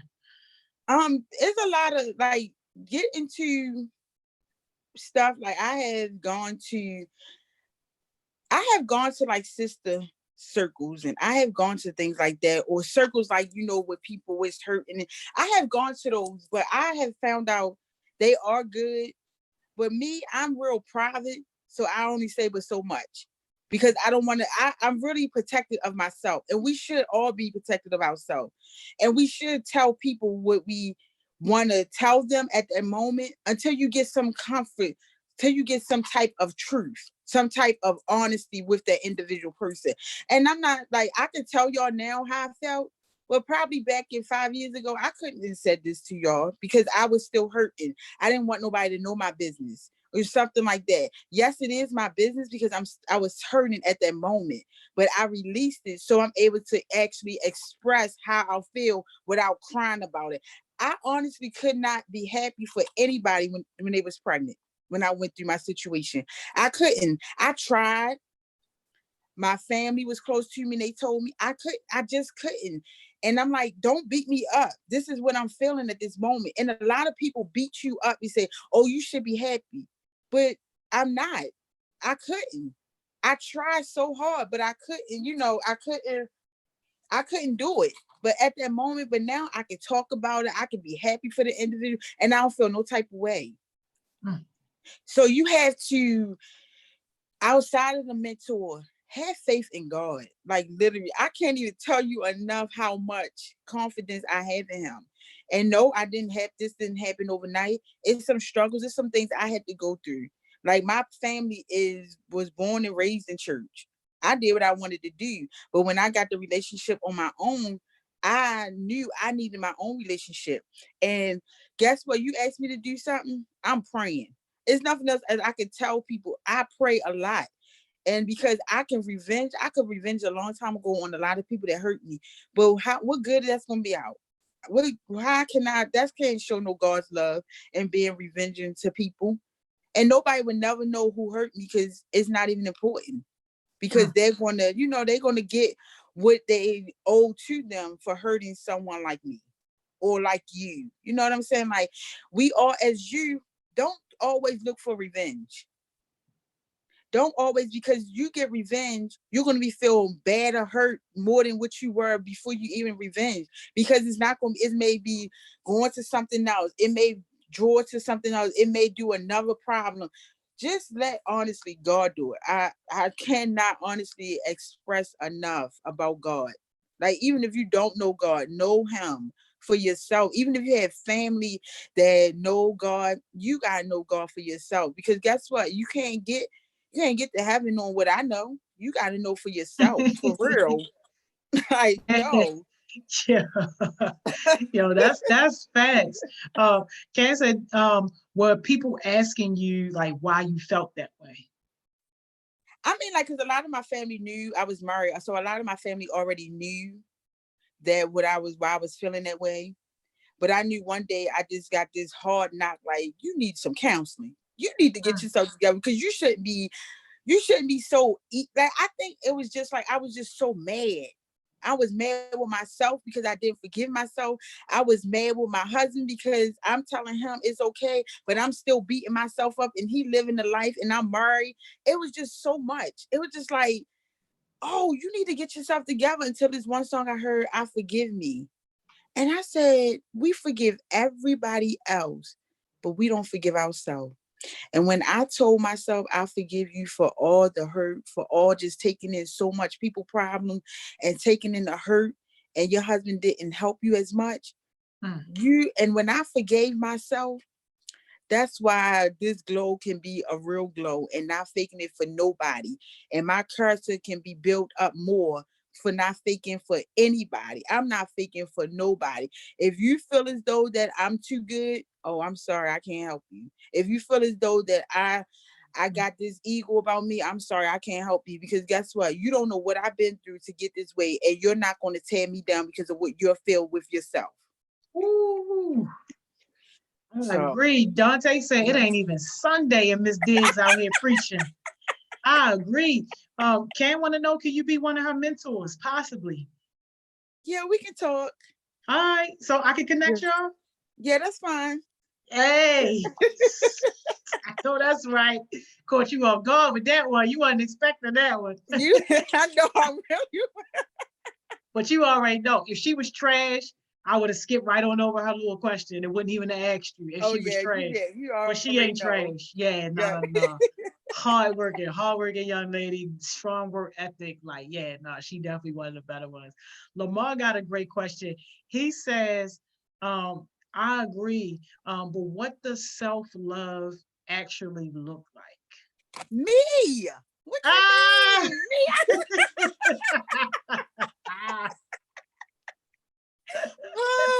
Me looking in the mirror every single day.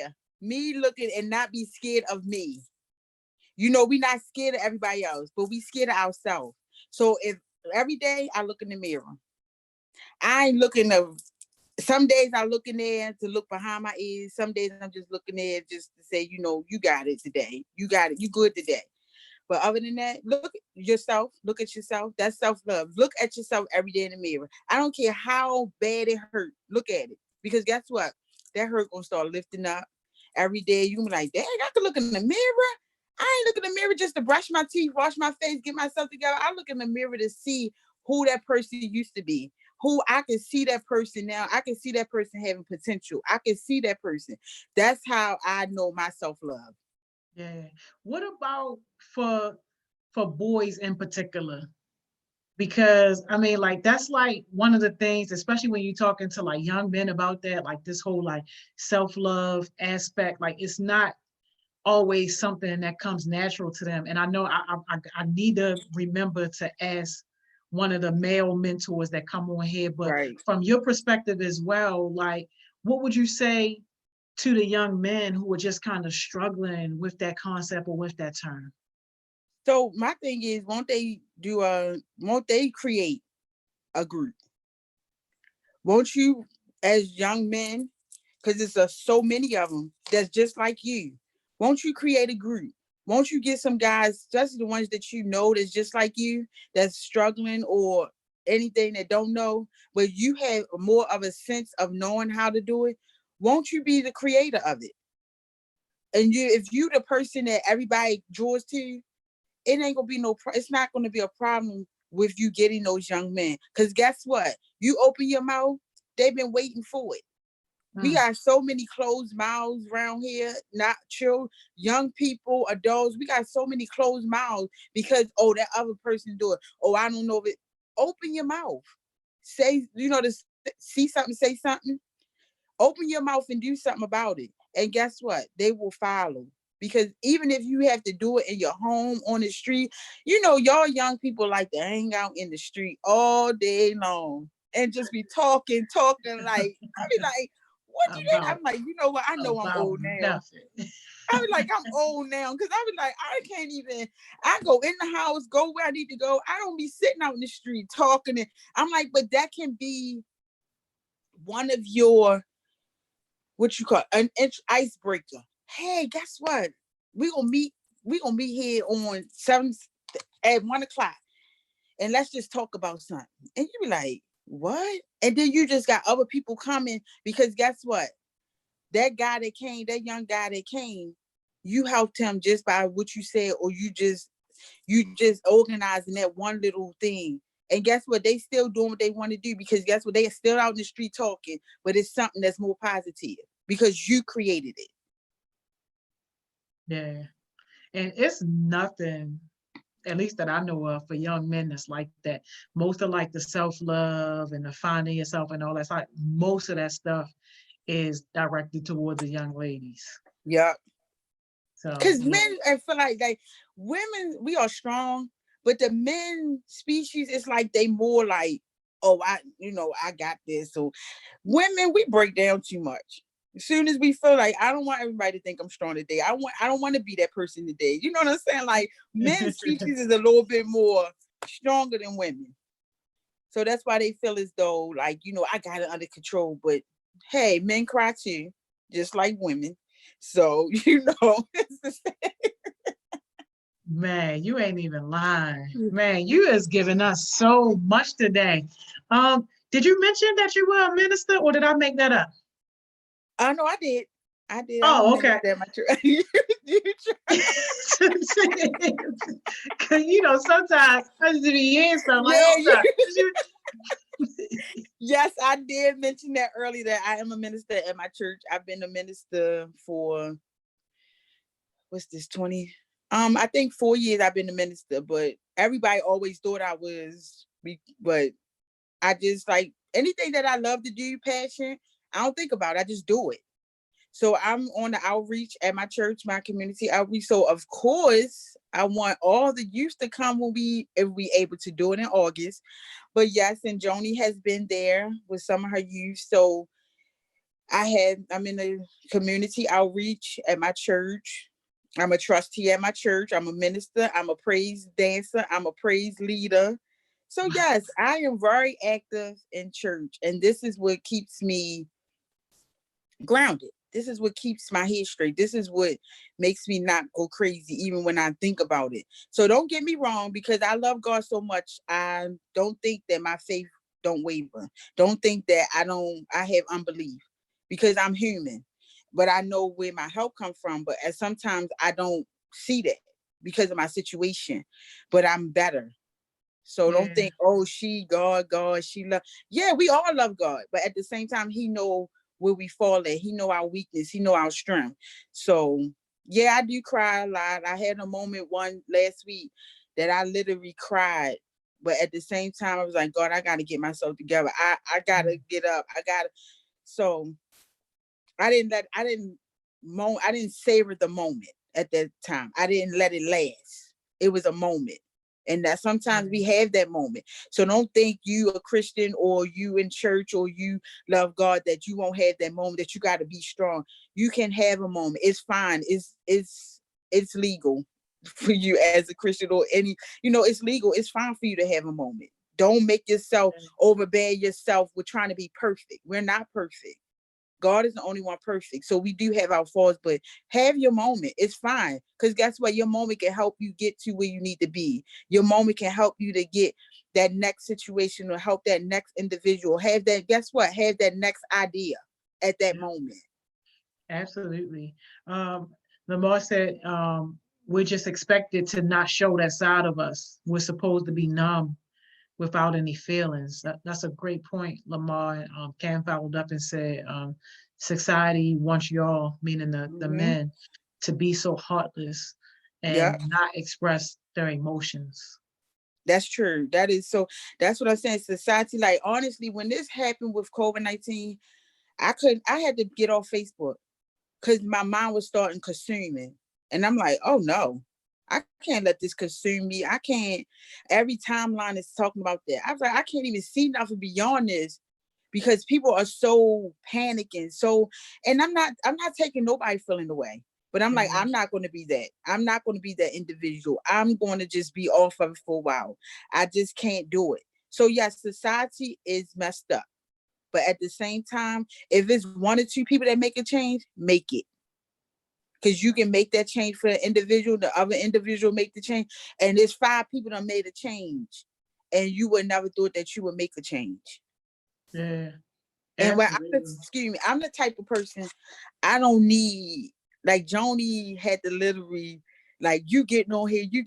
And I was like, I don't want to. Like, because I'm the background person. Like everybody, I'm the background. I'm not the forward. That's not me. Because that's how, I'm not looking for none of that. Like, I'm not looking to be on TV. That's not me. Mm-hmm. And that has, like, nope. I'm like, hey, I gave you this. You don't have to tell nobody, because I'm not looking for self-glorification. I'm just doing it because that's what I do. Yeah, even more reason why you should be celebrated and why people should be able to connect with you and hear from you, because you ain't out here actively seeking the limelight. And that's what I be telling these kids too about a lot of these people on social media. Like, yeah, they doing it on social media, but that's like the only place they doing it. They ain't really doing it in real life. And like, that's where I lose respect from people, because some people forget we actually know you in real life. Exactly. That's like, right. Just because you got a fire caption don't mean that you're really doing something. Right. It's crazy. What was you becoming a minister? Was that tied to your entrepreneurship journey at all? It was, like I said, they always thought I was because of what I did. So titles to me, I'm gonna still do I'm still gonna do what is respected of God. So having a title just is saying I'm Minister Tonya Diggs now, opposed to Sister Chanel or Trustee Tonya, like that type of thing. Like, it just literally, the minister and me, who I was before, it just changed more of what I have to do as a minister. Like, I always watched myself. I always knew to carry myself a certain way. But when it seemed like now, when you get a promotion in God, it's like more devils come. So your response has to be a little bit more of a godly position than something else. So it wasn't ever tied into my entrepreneurship, because like my uncles and my dad, they've always been entrepreneurship. So I always wanted to be like my dad, because my dad is very close. So I always wanted to be what he was. So, but being a minister is a lot, but I would never take it away. Because I have, even in my struggles, I have like, whoa, like, Dad, I didn't know this was gonna come to me. And I'm like, how do I respond to this? And I'm like, I ain't strong like that, because my grandmother was a pastor, and oh my God, and I was looking at her like, she's so humble. I'm like, I'm not there yet. I was like, God help me, because I'm not patient like her. I'm not humble like her. And I'm like, I know she didn't get that overnight, but the way that she just carried herself is like, was you always like that? Because I know I wasn't. I want to get somebody, when they mess with your family and you doing that to her, she's a humblest person, you taking away from her. I have seen a lot in my youth as growing up in church, and seeing now, I have gotten better. So that's a great thing. That is amazing. Man, our time. This time be going by too fast. Oh, I know, man. I'm sad too. I know our time be going by so fast. And this was so good, so fruitful, and so rich. Like, you dropped like jewel at the jewel, knowledge, wisdom, all that. But I gotta ask you my question that I asked all of the guests for the last question. If you had to leave us with one jewel, you leaving us with one thing. What are you leaving us with? Forgive yourself. Start looking at yourself. Don't do nothing without looking at yourself. Always know anything that you do in life is for you. And if you have family or loved one, you can make that your second priority, but make yourself you. Make it, anything that you want to do, make it a passion. Let people know, oh, they know what they're doing. Oh, they like what they're doing for you. Get that mentor, get that person, be that change person today to make a change for the world. Because somebody's waiting for you to open your mouth. Mm. Somebody waiting for you to open your mouth. I love it. Thank you so, so, You're so much, Miss welcome. Tonya. Like, this was amazing. Like, I really appreciate you. I can't even express in words just how much this means for you to come and donate your time to spend it with us, feeding our young people all this knowledge. So, Of course. Thank you for having me. no, I thank you appreciate so everyone much. that's on here. Yeah, yeah. So you enjoy the rest of your day. I'm going to You connect too. you with Cam a little later on. Thank you so much. Okay. All right. Have a good one. All right, you too. Bye All bye. right. Thanks. Bye-bye. Y'all, what an amazing conversation, y'all. Didn't I tell y'all, that she was great and that Monday was going to be a banger? Man, I can't thank her enough. And just thank you guys for everything in terms of, just listening and being open to different perspectives. Miss Tonya is definitely a jewel. So I'll see y'all back in 5 minutes at 12 o'clock with Miss Mo.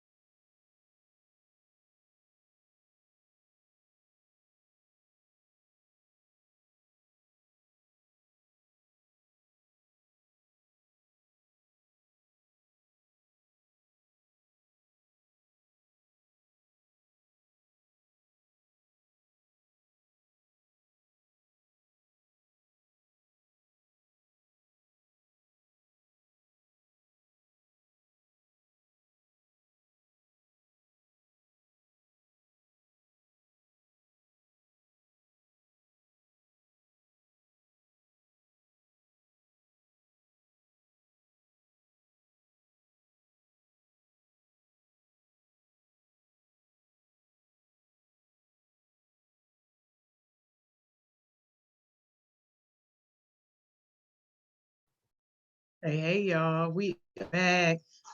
Got Miss Mo coming on here. Man, Miss Tonya brought that heat, didn't she? Brought that fire. Hey, Miss Mo. Hey, Happy Monday. happy Monday. What's up? How you feeling? Good, how are you? Good. I'm blessed. I can't complain at all. Good. How's it been going today? Man, good, good, good, good. Just finished an amazing conversation with Miss Tonya. It was a really, really, really insightful. Good, what y'all talk about? Yeah.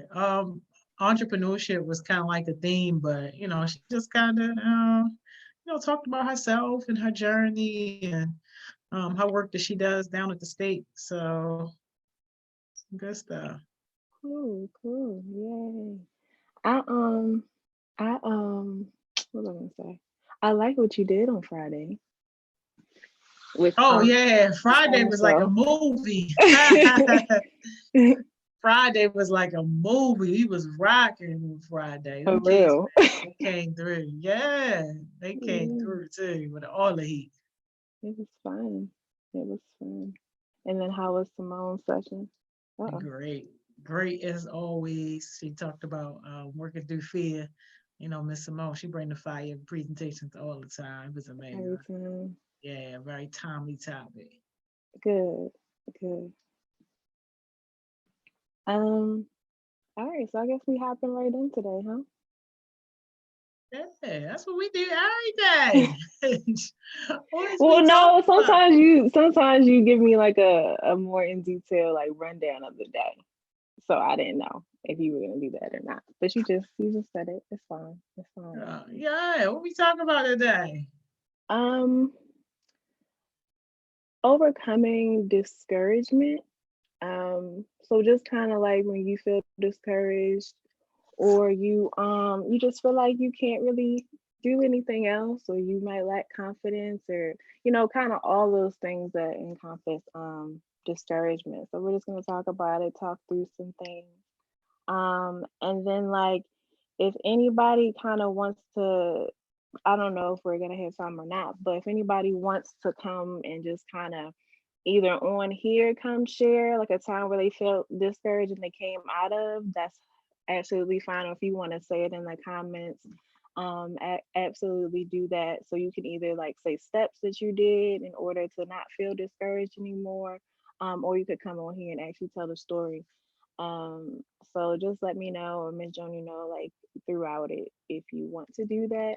And I'm going to talk about, I guess, me, kind of times that I felt discouraged too, and kind of what I did to come out of that. So, yeah, we gonna talk about that today. Yeah, this is a very timely topic, and it goes perfectly with Miss Simone was talking about earlier in terms of like fear. So like this is Yeah. the perfect thing. Do y'all be collaborating or something? Um. Okay. So let me tell you something. Yeah. Sometimes we do. Today, no, no, no. Sometimes we do. Today we did not. Today Oh, I okay. had no idea what she was doing. And she has no idea what I was doing. Um, but we do normally have like a check-in every day, whether that means like talking about like what we're gonna do that next day or checking in like after our sessions. We didn't have none of that today or on Friday. Wait, well, we did have a check-in Friday, but yeah, no, we didn't collaborate on Well, y'all definitely synced up today because this is right on time with what she talked about. this. So yeah, here we go. Gonna kind of start off just with the textbook dictionary definition of discouragement, just to kind of um separate ourselves from that word discouragement and talk about more about what that actually means. Because you might hear like, oh, I feel discouraged or whatever, but what does that actually feel like? What does that actually mean? So it's a loss of confidence or enthusiasm, or dispiritedness. I don't like that word, so chop that off. But a loss of confidence or enthusiasm is like that general kind of definition. So definitely that. And then I wanted to share, this quote because I feel like it goes with this topic, but also it's just a really good quote. So don't know if you've heard it or not, but ships don't sink because of the water around them. Ships sink because of the water that gets in them. Don't let what's happening around you get inside you and weigh you down. And the reason I wanted to kind of start with this is because some of that discouragement, I'm not going to say all of it, but definitely some of that discouragement comes from just the people that you let talk around you, the people that you let pour into you, and the people that you let get inside of you. And so what you want to do is just make sure that that discouragement is not coming from that. So definitely kind of take this quote, look at this quote. I feel like it just kind of relates to this topic. Hey Cam. Um, so just just recognizing that, some people just don't even have this word in their vocabulary, right? So some people just don't feel discouraged ever. Some people just don't feel, like they're not going to make it ever, and that's completely fine.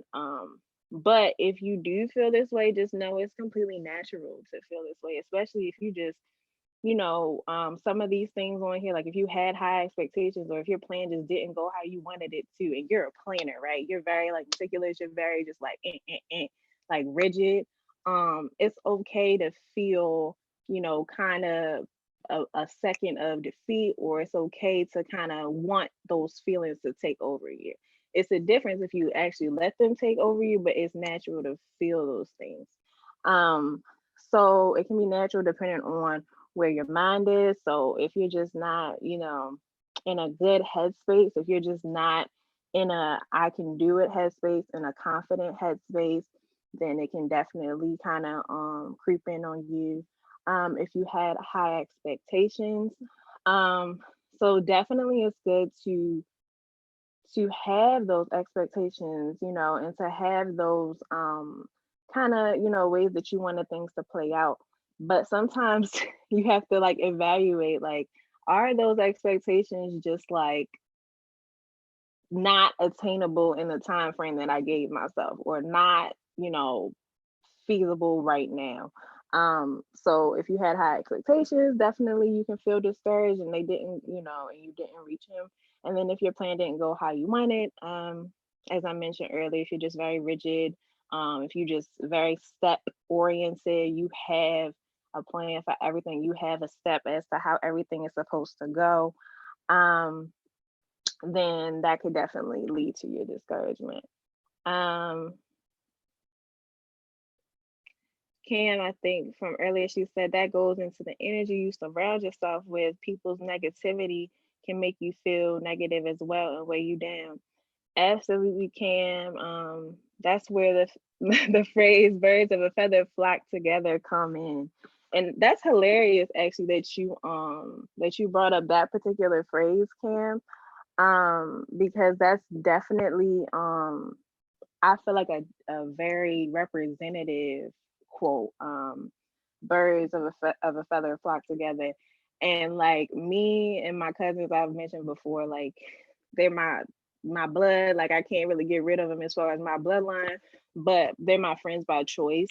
And so like our group text is actually called Birds of a Feather because we pour into one another, and we're, I think, positive influences on one another. And so like we'll call each other out definitely in times where we need to be called out, but we're also, kind of, just create that positive mindset for one another, create that humor. We include humor, and just kind of, we're there for one another when one of us needs the other. So it's interesting that you picked that particular quote, because that actually is very I believe in that quote, and it applies to my life directly. So thank you for sharing that, definitely. Um, so yeah, just be aware of that energy. Um,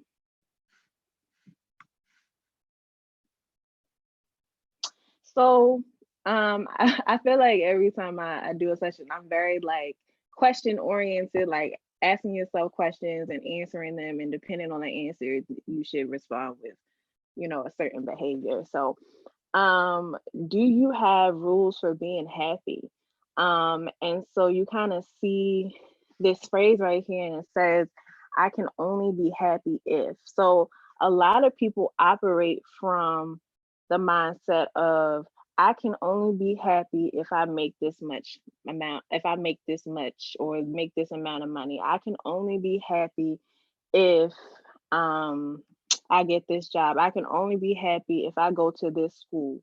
Um, and so don't put requirements on your happiness. And I don't mean like, compromise, those big things or compromise those values. But sometimes let's say if we use, I can only be happy if I make this certain amount of money. God forbid. I'm not saying you can't make that amount of money, but let's say it's like $1 billion, right? You try to make $1 billion by the end of 2020. Okay, so that's fine, but what are you going to do because in that particular goal, or let me not even say by the end of 2020, let me say by the end of April, because it's April 20th right now, so we only have like 10 days.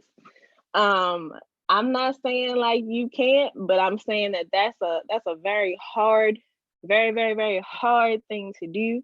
And that time frame is just, it might not be attainable, right? So what you have to do is just make sure that, like, if you don't reach that $1 billion by the end of April, that your happiness is not dependent on doing that. Like that's not the only way to be happy. And so when you have a bunch of I can only be happy ifs, you are going to be living a life that's dependent on other things. You're going to be living a life that's dependent on your like just things that may not be attainable at the time. And you're going to find yourself making ridiculous goals. And I don't even like to say that phrase, but the $1 billion by the end of April, I would consider like a ridiculous kind of thing. You can definitely make $1 billion, but in 10 days, it's going to be very, very, very, very, very, very hard. So just be aware of those I can only be happy if statements. And why are you laughing? And Guys, I just want you to say it's going to be impossible. I don't even know nobody with $1 billion work ethic. Let's start there. Where they at? Like, like where's the $1 billion work ethic? Ooh, yeah, Like no. it's gonna be very, very, very hard. I'm gonna be like, no, impossible. Impossible. I hate saying that, right? Because like, I mean, yeah, you gotta be realistic, but because the way I would say, you would definitely just say like outrageous impossible. I just be like, well, why don't we just put a different time frame on it? That's what I would kind of do. So you would just say like impossible, and I'd be like, all right, why don't we just put a different time frame? I'm gonna take a couple O's on. You can make $100 this week. Yeah. Yeah. So you can make. You might even can make $1,000 this week. You could, if that work ethic is there also. That work ethic definitely got to be there. We can't just make the goal and not have the work ethic and the plan and the steps to take it. $1 billion is never coming your way with a $2 work ethic. most definitely. I definitely agree with Miss Joni, because that work ethic definitely needs to be there. But it kind of goes back to kind of what we talked about Friday, like making your goals, right? So Miss Joni adjusted the what did she adjust? She adjusted the measurable part. So she said, like, instead of $1 billion, let's go back, let's go down to 100 or 1,000. She adjusted the measurable part. I adjusted the time part, the time frame part. I can't remember exactly what it was called, but it was a time frame on it. And she adjusted that. I mean, I adjusted that part. So I said, instead, by the end of April, maybe we need to tack some years on that. But so that kind of, you just have to revisit your goals sometimes, but also don't again, don't have a bunch of those I can only be happy if statements. And then check your support network. So kind of going back to the quote about the ship, ships don't sink because of the water around them. Things can be happening around you. Things can be, people can be talking, people can be doing all these things. things can be happening to other people too, because that's also, I think, important, because some people take themselves, they compare themselves to what another person that looks like them is doing. So let's say I have a person that's same skin color, same age, same job, same kind of everything, excuse me, and they did something that was considered more successful than me. I could look at that person, I could be like, dang, like, oh, I'm never gonna be as good. Or I could take an approach of I'm jealous, or I could take an approach of, oh, I'm not even gonna try. But you don't want to do that. You want to make sure that you're, using the people around, not using, let me not use the vocabulary using, but you're seeking out help to those people. If you want those particular goals, you're asking those people, you're having conversations with those people, you're asking them like, what resources did you use? Can you help me out? Can you show me the steps that you took? And then you adjust those steps based on your life. So definitely look at the people around you for support, and not resulting in jealousy or resulting in discouragement for yourself because you feel like you can't attain those goals, or you feel like you should be doing those things. And then check your support networks in terms of, is it a positive support network or is it a negative support network? Every time you achieve something, or every time that you do something, is somebody saying like, oh, okay, that's nice. Oh, that's nice. You got your little thing. Oh, that's nice. You got your little successful da da da. It's nice you got that little job. Check that language. Check to see if people are really there for you and people are really genuinely pouring into you, because sometimes they're not. Sometimes they don't know how, sometimes they're not, and then sometimes they are. So definitely be around those support networks that are positive and pouring into you. So yeah. Hey Keon. Ms. Joni in the comments talking about we need $1 million. Oh no, Cam said that we need $1 million mindset and work ethic. Okay, Cam, I thought that was Ms. Joni. I ain't even see it was your name. That's crazy. Look at your impact. But no, definitely Cam, definitely need $1 million mindset and work ethic. The work ethic always has to match the mindset. And has to match the goals too. So make sure those are all in line. So yeah. So kind of moving forward, and real quick before I go to this, Miss Joni, did you want to say anything about that last thing about the support networks, or you good? Oh man, I was just feeling you, especially when you said about how people will say, "Oh, how your law business going?" Or Yeah. I see you got that law job or that law promotion or something like that. Like I hate when people say that. Like Yeah. that just lets me know that you're not used to success and you're not used to doing things. So now you got to try to minimize what I'm doing or what we doing or whatever. I don't spend too much time worried about it, but Yeah. I definitely take note of that when people say that. Oh, how your little nonprofit going? What? Okay. No, definitely, because it's really people that will, and people that you don't know and people that you do know, people that have the same blood running through their veins will do that too. And you just have to be aware of it. I don't I had a friend that literally every time you did something, it was a lot of things that she did. Now that I'm looking back, I'm like, okay. But I had a friend that every time you did something, or we had a conversation catching up about, what was I, what are we doing? Especially as it got closer to us, getting our full-time jobs and kind of moving forward with our lives. She would say, oh, okay, how's your little job doing? And that's where that example came from, because I literally had a friend that would just do that every time. She was just like, oh, how's your little job doing? What you do again? You okay?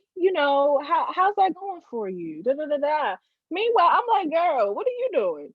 How's your little job going? I mean, I didn't say that, but I'm like, that it really gets to me when people do that. To me and to other people, I don't like it. So that's kind of where that example came from as far as me. So yeah, definitely. are you just being too hard on yourself? So this particular graphic is more about the physical, can probably happen on social media a lot, but I just thought it was cool. Let me zoom in a little bit if I can. Oh, I can't. Well, all right, I'll just read it. So it says, looking at a photo of you. And this is like talking from the perspective of you doing it. So what you see, and it's like a chart, and it says no, and it has like a bunch of like just reactions, like sound effects. So oof, it has a sad face, it says and it says why, and it says that's what I look like. And it's just like it's taking up that space in the chart. So it's like, no, man, like it's basically telling yourself like, oh, this is a bad picture of you, whatever, so on. And then the next chart, it says what other people see. And the whole thing is just, oh, a cool picture. So like this is just representative of like when you do something and it may not go the way you want it to, you're constantly listening to problems, you're constantly listening the things that are wrong with you. And I say that in quotes because you may be labeling them as things that are wrong with you, but one, they may not exist, and two, you need to reframe your language. So if this is an area that you may lack in versus what's wrong with you, this is an area that you may lack in that you might not be as much of an expert in. Maybe I just need to rely on somebody else or give something to somebody else or ask for help. But also you just may be being too hard on yourself. And this one is very personal to me because I am hard on myself 85% of the time. Let me not say 100% of the time because I don't think that's true, but 85% of the time I'm very, very hard on myself. So it's just like I have to physically like practice like, Morgan, are these things really wrong? Like, are these things actually happening? Or is this your mind telling you, because this goes with overthinking too, is this your mind telling you that, is your mind making you see things that are not there? And I literally had to sit there and I just had to be like, sometimes I have to write it down, and sometimes I can do it in my head, but I just had to be like, all right, okay, you're tripping, and then bring myself back. And list out those things that I may see versus the things that I don't see. So definitely this, like I said, this is just like a graphic as far as kind of physical pictures or like seeing a picture, but I feel like this is what a lot of people do, and this is what I do in certain situations where I feel like I may have failed or feel like I may have let somebody down or feel like feeling discouraged. So definitely representative. All right. So if you find yourself feeling discouraged, um, ask yourself, like, did this ultimately stop you from achieving your goal? And if the answer is no, then brush it off. Brush it off, learn from it. Um, Definitely just continue moving forward towards your goal, but don't be in that space where you're just like, when you're harping on the thing that may make you feel discouraged, or you're harping on the feeling of sadness or being upset, because that's ultimately going to stop your progress. That's going to stop, that's going to alter your mindset. So definitely, if that answer is no to that first question, just, all right, cool. It didn't happen the way I wanted it to. It didn't happen, in the way that I had planned, but I'm still gonna move forward.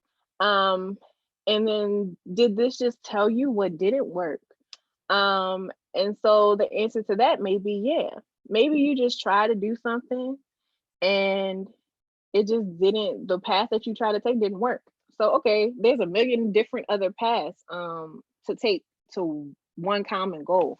So just take another path. You just know that one thing didn't work. Or if the one thing didn't work, you can just adjust it accordingly, so that it does work. So you know what didn't work, so just use it to adjust it to what does work. And so kind of one thing that you can do to map up your goals, but also just to kind of reevaluate your goals or reevaluate what you want to do, is this thing called mind mapping.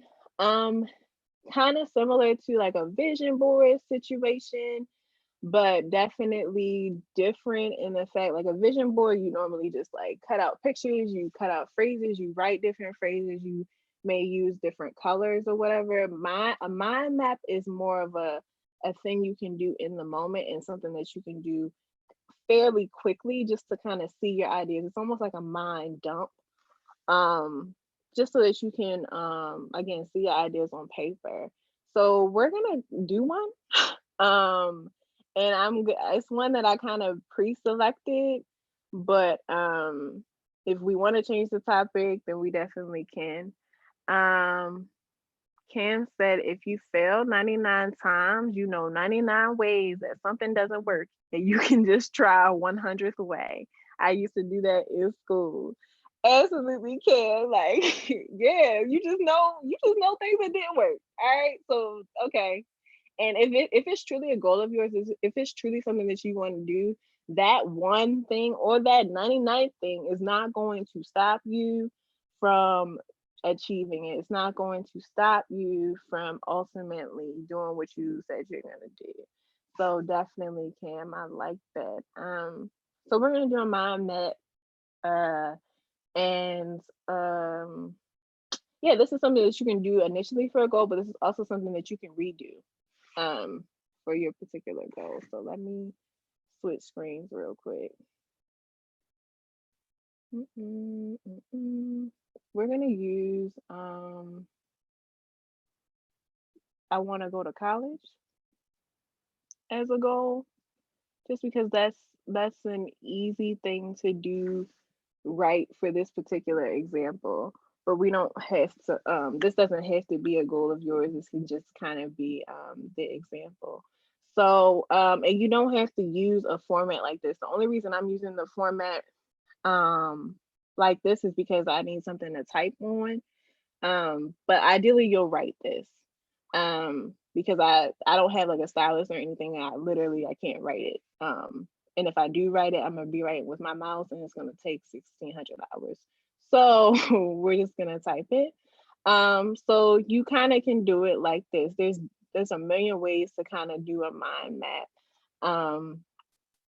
But this is a very just kind of generic way. So put the goal in the middle. I want to go to college. That's, like I said, we're going to use that for right now. Cam said you need that self-discipline and determination. Absolutely. And then we're going to go up to the why. So why do I want to go to college? You may want to go to college because you want a higher education. Actually, let me make this a little bit tinier.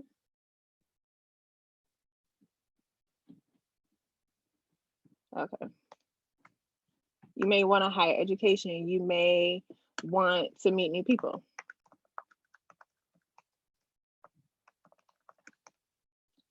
Depending on what kind of mindset you're operating from, you may want to get a higher paying job. So that's kind of on that kind of graduate level, kind of doctorate level. Some people legit go to school because they want a higher paying job in their particular field. And so let's kind of leave that there right now. Ms. Joni, can you think of any other ways why I would want to go to college? I think some people want to go because they want to be like first generation college grads, and then also just depending on like whatever thing that they want to do in life, some people are fortunate enough to recognize early on that you need more education in order to like pursue that. So things like sports medicine and things like that, like communication, like some people understand that it got to be a little more than passion. You also need the technical knowledge too. So like technical skills, continuing education. So yeah, technical. So we have for why we have higher education, meet new people, a higher paying job, first generation college grad and the family. And then to gain like technical skills or just recognizing early on that you're gonna need a higher education to kind of do what you want to do. So definitely this. All right.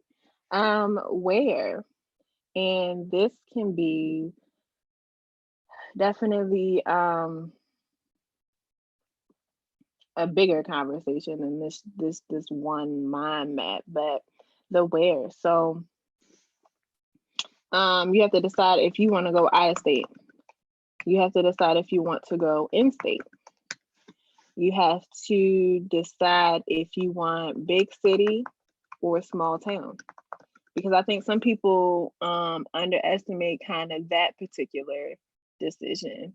And I think that was a big part of my decision. But definitely some people underestimate that, because some people, you might get swallowed up in that big city, honey. You might. It doesn't mean you will, but you might get swallowed up, or in that small town, you might feel, isolation. So you kind of have to just kind of determine what's right for you, or you might make that decision off of the opposite of what you live in. So, so definitely be aware of that. As far as what else, where you have to consider transportation. So just kind of building off of that, you have to consider transportation. I don't know what's doing that, so I'm just gonna ignore that. What else do you have to consider? Out of state, in state, big city, or small town, transportation. You have to consider when you get there, where are you going to live? And then kind of all, well, in this particular section of where, you have to consider finances, because living on campus is not cheap. It's definitely encouraged, but living on campus is not cheap. So you have to consider, scholarships, grants, loans. Try not to have loans, because I'm paying off loans now, and it's just the worst thing in the world. But if you have to take a loan, that's fine. But consider finances, because you may have to, live on campus. And then what do you do if you can't live on campus? You're gonna have to rent an apartment if you're out of state. Or if you're in state too, you may have to rent an apartment. You might not, you might have to stay on campus, depending on what particular situation. So definitely, these are just a couple of things that you may have to consider just for the, the example. But there are definitely other things that would go under that where. Miss Joni, can you think of anything else you would have to think of as far as where? I have a lot of tabs open. I guess my thing for that one would be like people who really want to explore outside of like their home situation. So in terms of just like traveling, I think college is a good way, especially all the stuff that we learning from some of our guests and stuff. Like college is a good way to experience the rest of the world. Okay. So I think I'm gonna include that in the what, if you don't mind. Oh no, this your thing. So definitely that's gonna be in the what, just because I think where it is include, kind of includes that experiences and getting different experiences, but I feel like it would fit better down here. So different gaining different experiences. or experiencing different things. So definitely that. As far as the your major. What major are you going to consider? And the major part, a lot of people will tell you you don't have to know your major like your freshman year. You don't have to know your major right away. That is true, especially for some schools. But if you're going into the heavier sciences, so if you're going into that biology, chemistry, biochemistry, um, all of that stuff kind of realm, it is helpful to start day one. And if not day one, day 14, because I guess it's around 2 or 3 weeks until registration closes for your classes. So if you absolutely know you want to do a biology, pre-med, pre-veterinary, pre-occupational therapy, all of that medical stuff and all those heavy science things, it's helpful to know that like fairly early, because what they don't tell you is if you don't determine that, and it's fine, of course, if you go past that, that 4-year mark, because everybody has their own like kind of educational journey, but you will be in school for longer, and that will be more money that you have to either find or pay.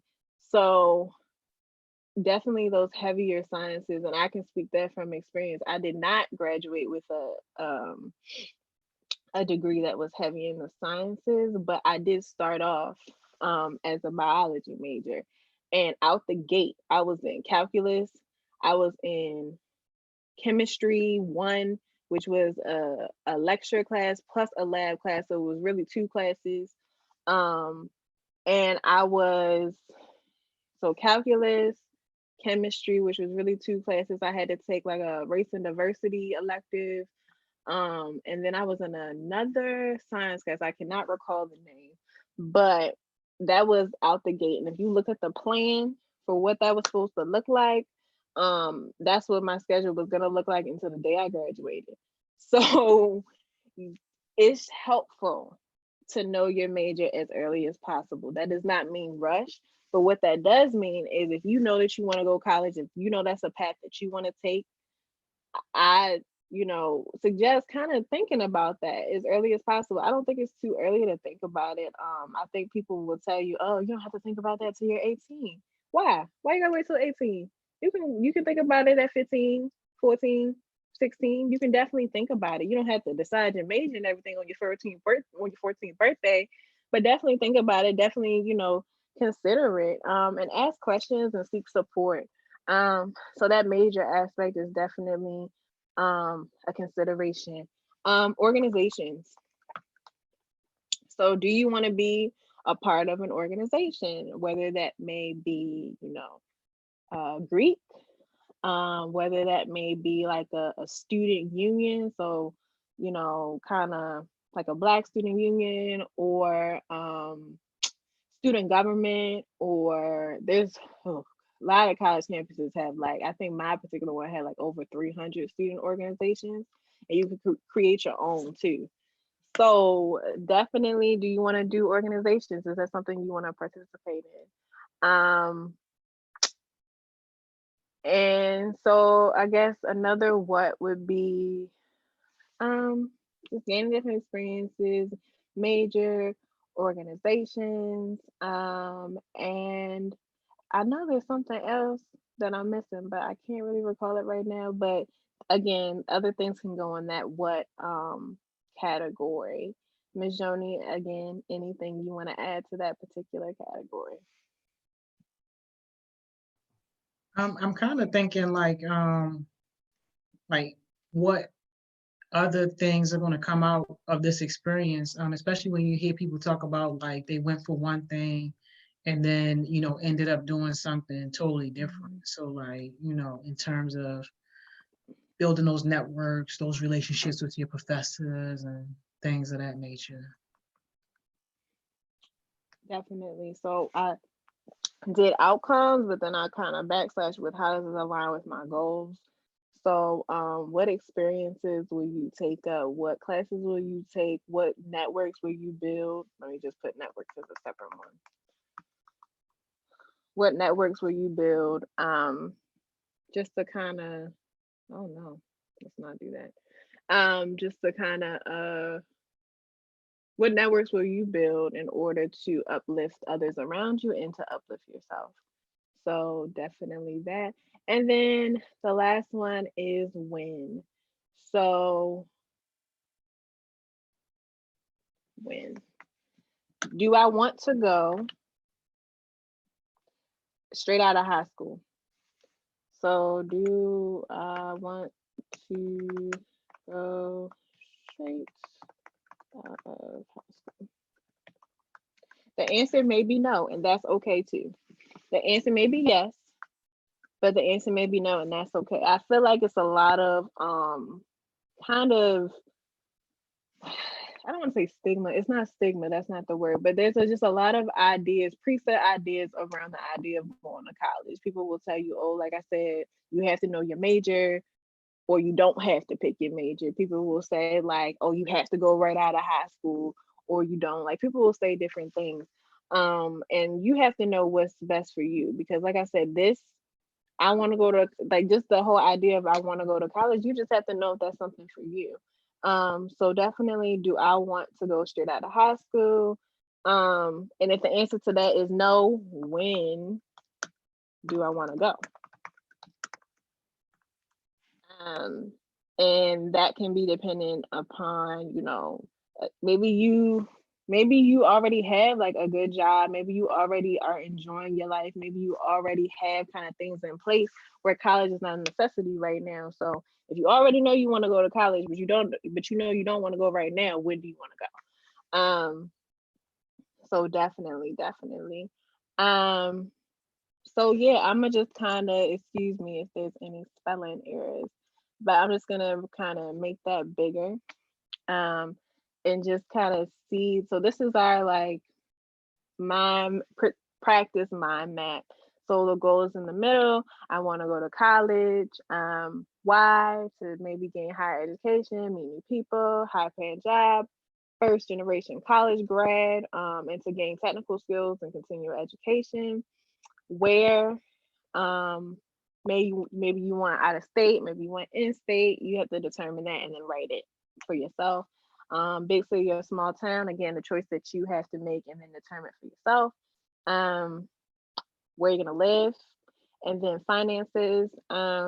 What gaining, you may want to gain different experiences, what's going to be your major, what organizations are you going to join or not join, outcomes, what's going to come out of this, how does this align with my goals, your networks, and then for the when, do I want to go straight out of high school, and when do I want to go? So that's kind of just a practice that you can do, as far as a kind of another goal oriented exercise. Let me switch back and we're gonna finish this up, everybody. Let's came in here talking about, oh, if this lasts a while, maybe, oh, a college prep week, I like that, or like an HBCU week. I like that idea. I didn't read all of them, but that's the idea that I got from that.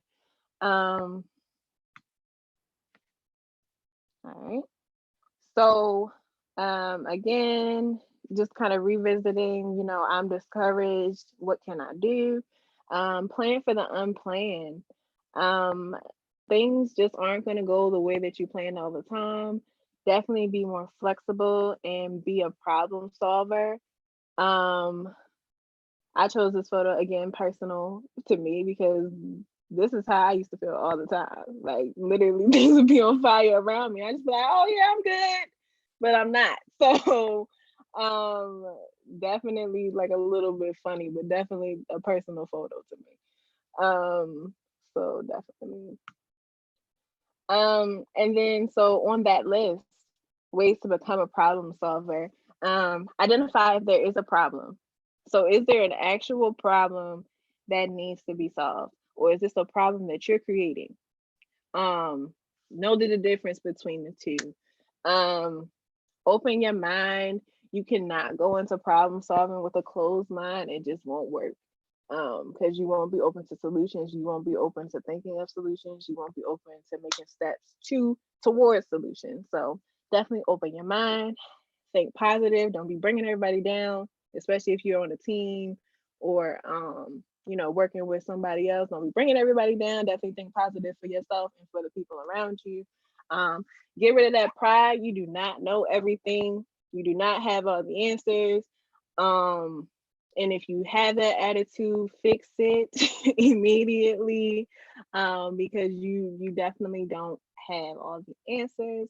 Be dedicated. Be determined. Cam, I think, mentioned being determined earlier. And seek help. Always seek help. Always seek support. You cannot do this by yourself, whatever the particular goal is. So definitely that. Don't expect rewards. And some people definitely, their discouragement comes from the idea that they think they're going to get a prize or some type of thing, and then when they do the thing or they don't do the thing, either way you don't get the prize. So is your discouragement coming from that lack of praise? And I'm not trying to downplay kind of that love language, right? So some people's love language is words of affirmation. So some people love to hear like they're doing a good job, love to hear that they're on the right track, love to hear that they're doing certain things correctly or right. I don't want to downplay that love language, because definitely people get encouragement, and definitely people kind of keep going off of that, but do not rely on that, because there will be a time where that praise will stop. There will be a time where those prizes, because some things result in prizes, some things result in more money, some things result in kind of a thing. But if you're truly dedicated to your goals, if you're truly doing something because you like it, because you're passionate about it, those things will come with it. But do not expect those things to come with it. And don't attach your success to other people's praise. So definitely just kind of be aware of that and don't expect those kinds of things. So definitely.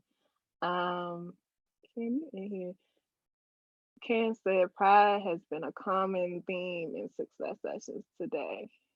I'm trying to make sure I'm keeping up, because I wasn't keeping up. But you would tell me if it was something that she said, right? Okay, good.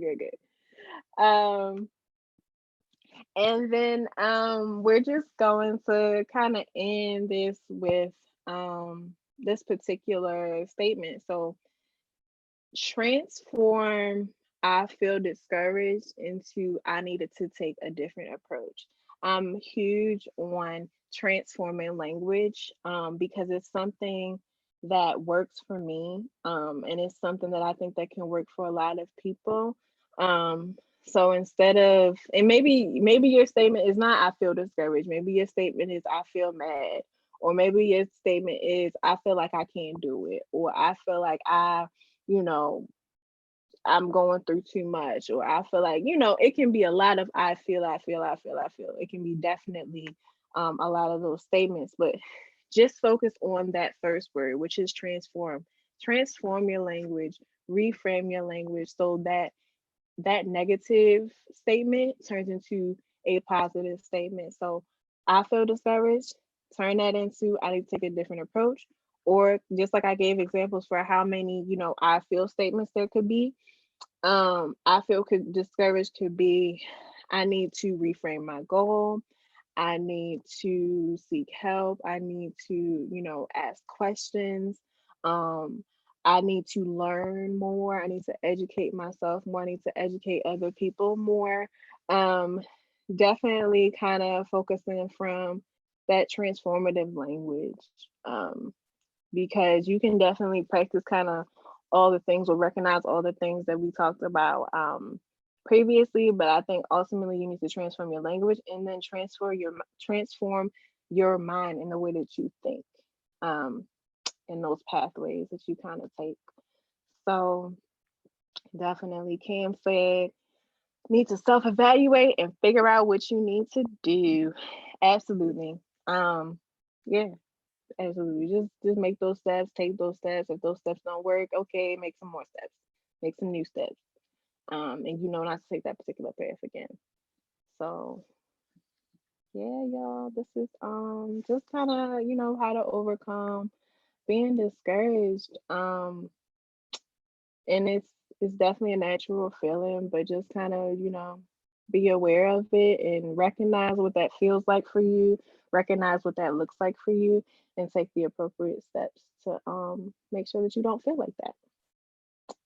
Okay. Questions, concerns, queries?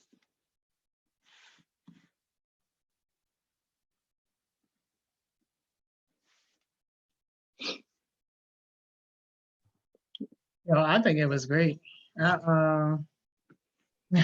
Came crazy. I like that part where you talked about the love languages Mm-hmm.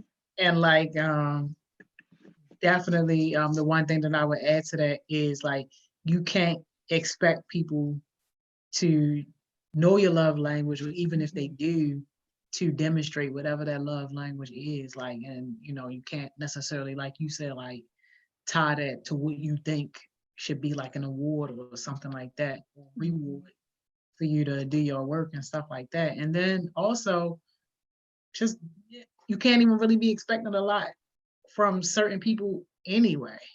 Mm-hmm. Like, and to some extent, people even being able to be that close should be a reward for them. For real. Because Absolutely. so like for me, like as an example, like with my love language being like acts of services, I don't want everybody doing stuff for me. Like I just don't even want that in my life. Like, no. And then especially if I already know that you are like low quality. I mean, I'm not trying to put nobody down, but like if you already low quality and I already Oh know that no. you ain't really about nothing, don't do nothing for me. Like, no. Like if anything, and this gonna sound a little crazy, but it's a blessing to be able to do something for me. Like, and that's kind of the way you want to put yourself in position for real. For real, because I you agree. already you This is funny. because you already know that this is fertile soil Mm-hmm. and that we ain't no takers over here. And anything that you do decide to put in and anything that you do decide to bless over here, like it's going to come back like 10 times over anyway, just because that's the type of people that we are. So it's all like, no, I don't want just anybody pouring over here. Like, no, thank Yeah. you. Keep that over there. Yeah. And that just like, so Kim just said, please, people don't be recognizing all the value people bring. Right. Everybody doesn't need to be accessible to you. And I agree. So just like on a very kind of like just taking back all of that. So like we had the people, around us or whatever, but just kind of going back to yourself, like know that you are, don't be conceited. Don't be conceited. Lord God, please don't be conceited. But just just know like, you all right, you something, like you out here, you're good. Like you don't need that, that outside gratification. Like you know your skills, kind of what you bring to the table. Have absolute confidence in that. And you won't have to worry about kind of those people coming inside of you and taking advantage of you and doing all these things with you. If you just kind of know, like, all right, I'm a little something. I ain't, try not to say the words, but I'm a little something. Yeah, that sugar honey iced tea. I already know. Yeah, like I already no, know exactly what you mean. Yeah, like but like you operate said, from that be humble. sometimes. Yeah, Be humble. absolutely. Yeah. Absolutely. Yeah, everybody can do stuff for me. And that's why I don't even be getting offended when people start speaking to me or start messing with me. Okay, thank you. Appreciate that. Because I know the value that I bring to the relationships that I have. And that's Mm-hmm. with kids too, with kids, adults, whoever. I know that my part is valuable. Your part is valuable too. I'm not ever going to diminish nobody else's part. But I know the value that I bring to a relationship. So like, yo, you want to start talking to me over some dumb stuff? see you. It's Yeah. like, Yeah. see you. Yeah. About. Absolutely. Just Ken said, recognize your value despite what anybody has to say and stand on that. And that's on that. On that. Yeah, absolutely. Your jewel for the day, man. Our time is up. It's crazy. What's your jewel? What you leaving us with? Encourage yourself even when others won't. That's my jewel. Encourage yourself even when others won't. I love it. Thank you so much. I appreciate you. Yep, no problem. Yeah. So we see you tomorrow. Mm-mm. No? No. Dang, what's happening tomorrow? I didn't tell you. No, I'm just saying, yeah, you'll see me around. Oh, all right then. All right. Well, we'll see you tomorrow at All 12 right. o'clock. Yeah. See y'all. Love Thank you, Miss y'all. Mo. See you You're later. welcome. Another amazing, amazing session with Miss Mo. So take y'all break, do whatever y'all gotta do. Cam, yes, I love that comment. You need them people that make your heart smile. Yes, absolutely.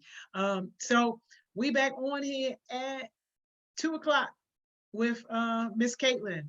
So that schoolwork, those packets, that academic stuff, come, send it to us. We want all that stuff.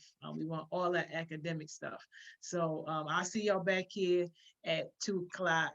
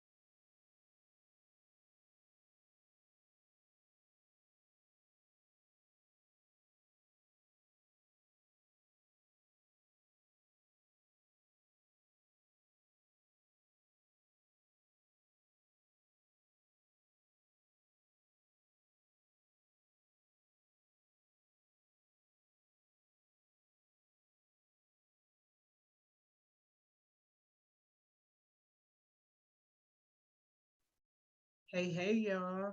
We are back. Last and final hour on this good Monday, man. We had a great day so far. Super excited about Miss Tonya's session and getting her connected with Cam. That's going to be a really good look.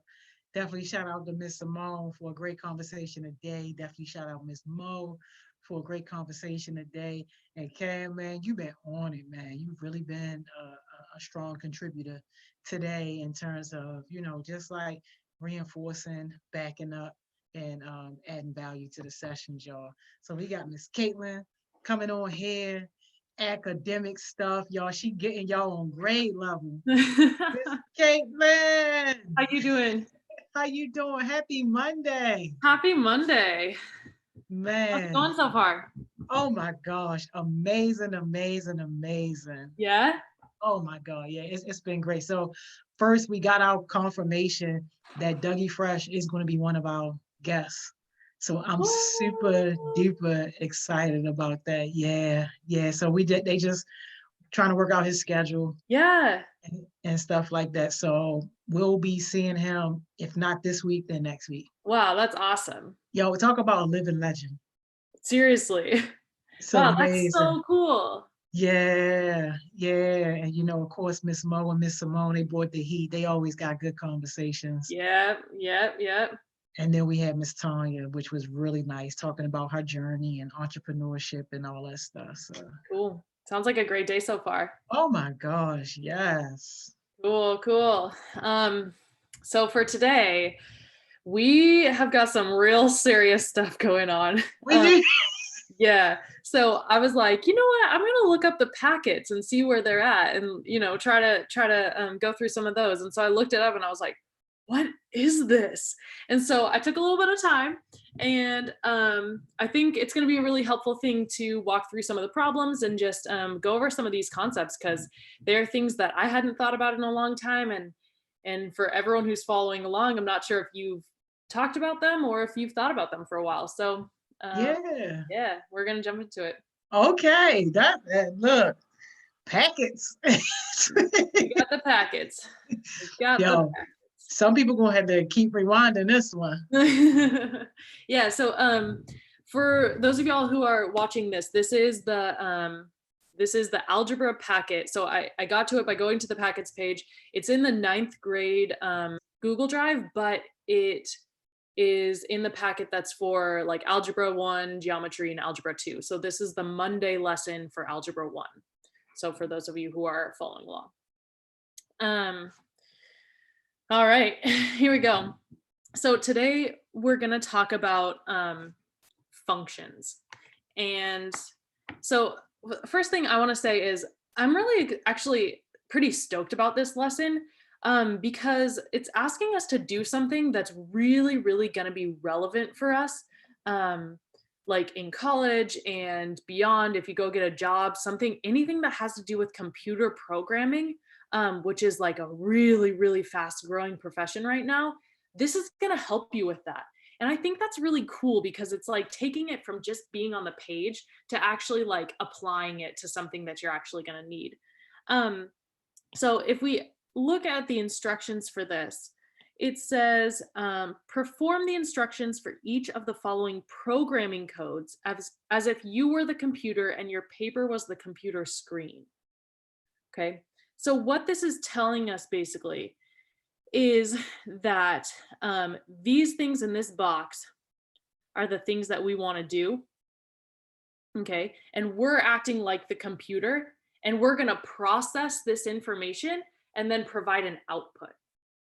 Okay, so this is really relevant. Say you're doing some finances stuff, right, for your company, and you want to figure out, how much money you're going to make in the next year. So you would have to write a code into your computer, into whatever program you're using in your computer. You would write a code that says, tell me how much money I'm going to make based on what I have right now. And so you put it into the computer, and then the computer does its thing and spits back out the numbers for you. Okay, so we're actually doing it the reverse. So it's telling us it wants something, and we're going to go and solve the problem and then spit back out the information. Okay. So that's just a little background on what we're doing and why it's so relevant and why it's so cool. So there are a couple of vocab words that we're going to need to know starting off. And the first one is this word function. Okay. So a function is often represented by the letters F parentheses X, and this is often pronounced F of X. Okay, so whenever you see these parentheses, you say the word of. So F of X, and that's a function. Okay, so what a function is it means that there is one X variable and one Y variable. Okay, so if you were plotting these on a graph, which we're going to do later, you might see an example of a function would be 2, 3, right? So the first number is the X variable, and the second number is a Y variable. Okay, we could be able to plot these on a graph because remember, we know that we have an X axis and a Y axis. Okay, so we can plot these numbers, and this right here, 2, 3, that's a function. Okay, so that's all we need to know about functions right now, but we're gonna get to them in a little bit, and so we need to have that background information of like, what is it? Well, it's just one X and one Y. Okay. There are a couple other vocab words we need to know. The first one we see right here, and it tells us declare X is an integer. Okay, so we need to know what this word integer means. Oops. Integer. Okay, and I'm gonna contrast it with a real number. Okay, so there's these things called integers and there's these things called real numbers. Okay, and they're different, and you're like, what are these words? Aren't all numbers real numbers? I guess not. Okay, so an integer, you can think of an integer as a whole number. Okay, so there's no decimals involved. Decimals? Yes. Okay, so an example of integers, if I asked you to give me all the integers from 0 to 3, well, you could tell me 0, 1, 2, and 3. These are the only integers between 0 and 3, because those are the only whole numbers. There's no decimals, right? It's not 1.5, it's not 2.5, right? We just have 0, 1, 2, and 3. So I like integers because they're a little bit simpler, right? Then we ramp it up, okay? So we have real numbers, and real numbers are a little bit different because real numbers include all the numbers like in the universe, okay? So it's not just whole numbers, and the way I think about it is they have decimals, okay? So if I asked you to give me all the real numbers between 0 and 3, that would be very mean of me because it's an impossible task.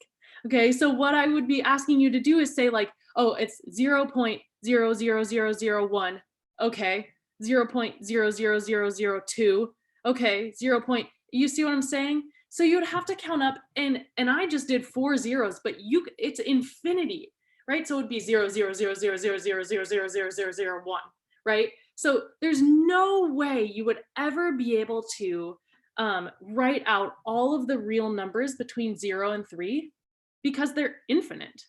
Oops, let's see if I can write this sign. Infinite, that's the infinity sign, right? So this is gonna come in handy for us later, but we need to remember these two terms, integer and real numbers, and know that integer is the whole and real numbers are every single little tiny number that's between a set of numbers, okay? Let's see, what am I gonna do with these? I am going to move them up so we can have them later if we want them. I'm gonna put them up here. Okay, so now that we know that, we're gonna start on our first problem set. And this problem set, remember, it's the code, It's giving it to us, which is we're the computers, and we're going to spit back out the information. So the first thing it's telling us is declare X as an integer. Whew, good thing, because we want to work with integers. We don't really like real numbers that much, right? Integers, much easier. So it's saying for all X's from 0 to 4, print 2X. Okay, and then it says next X, which is basically like pushing the enter button. It's saying do the next thing, enter. Like when you're sending a message on your computer and you want to send the message, you push enter and the message sends, right? So that's all it's telling you. It's saying next X, which is just like the enter button.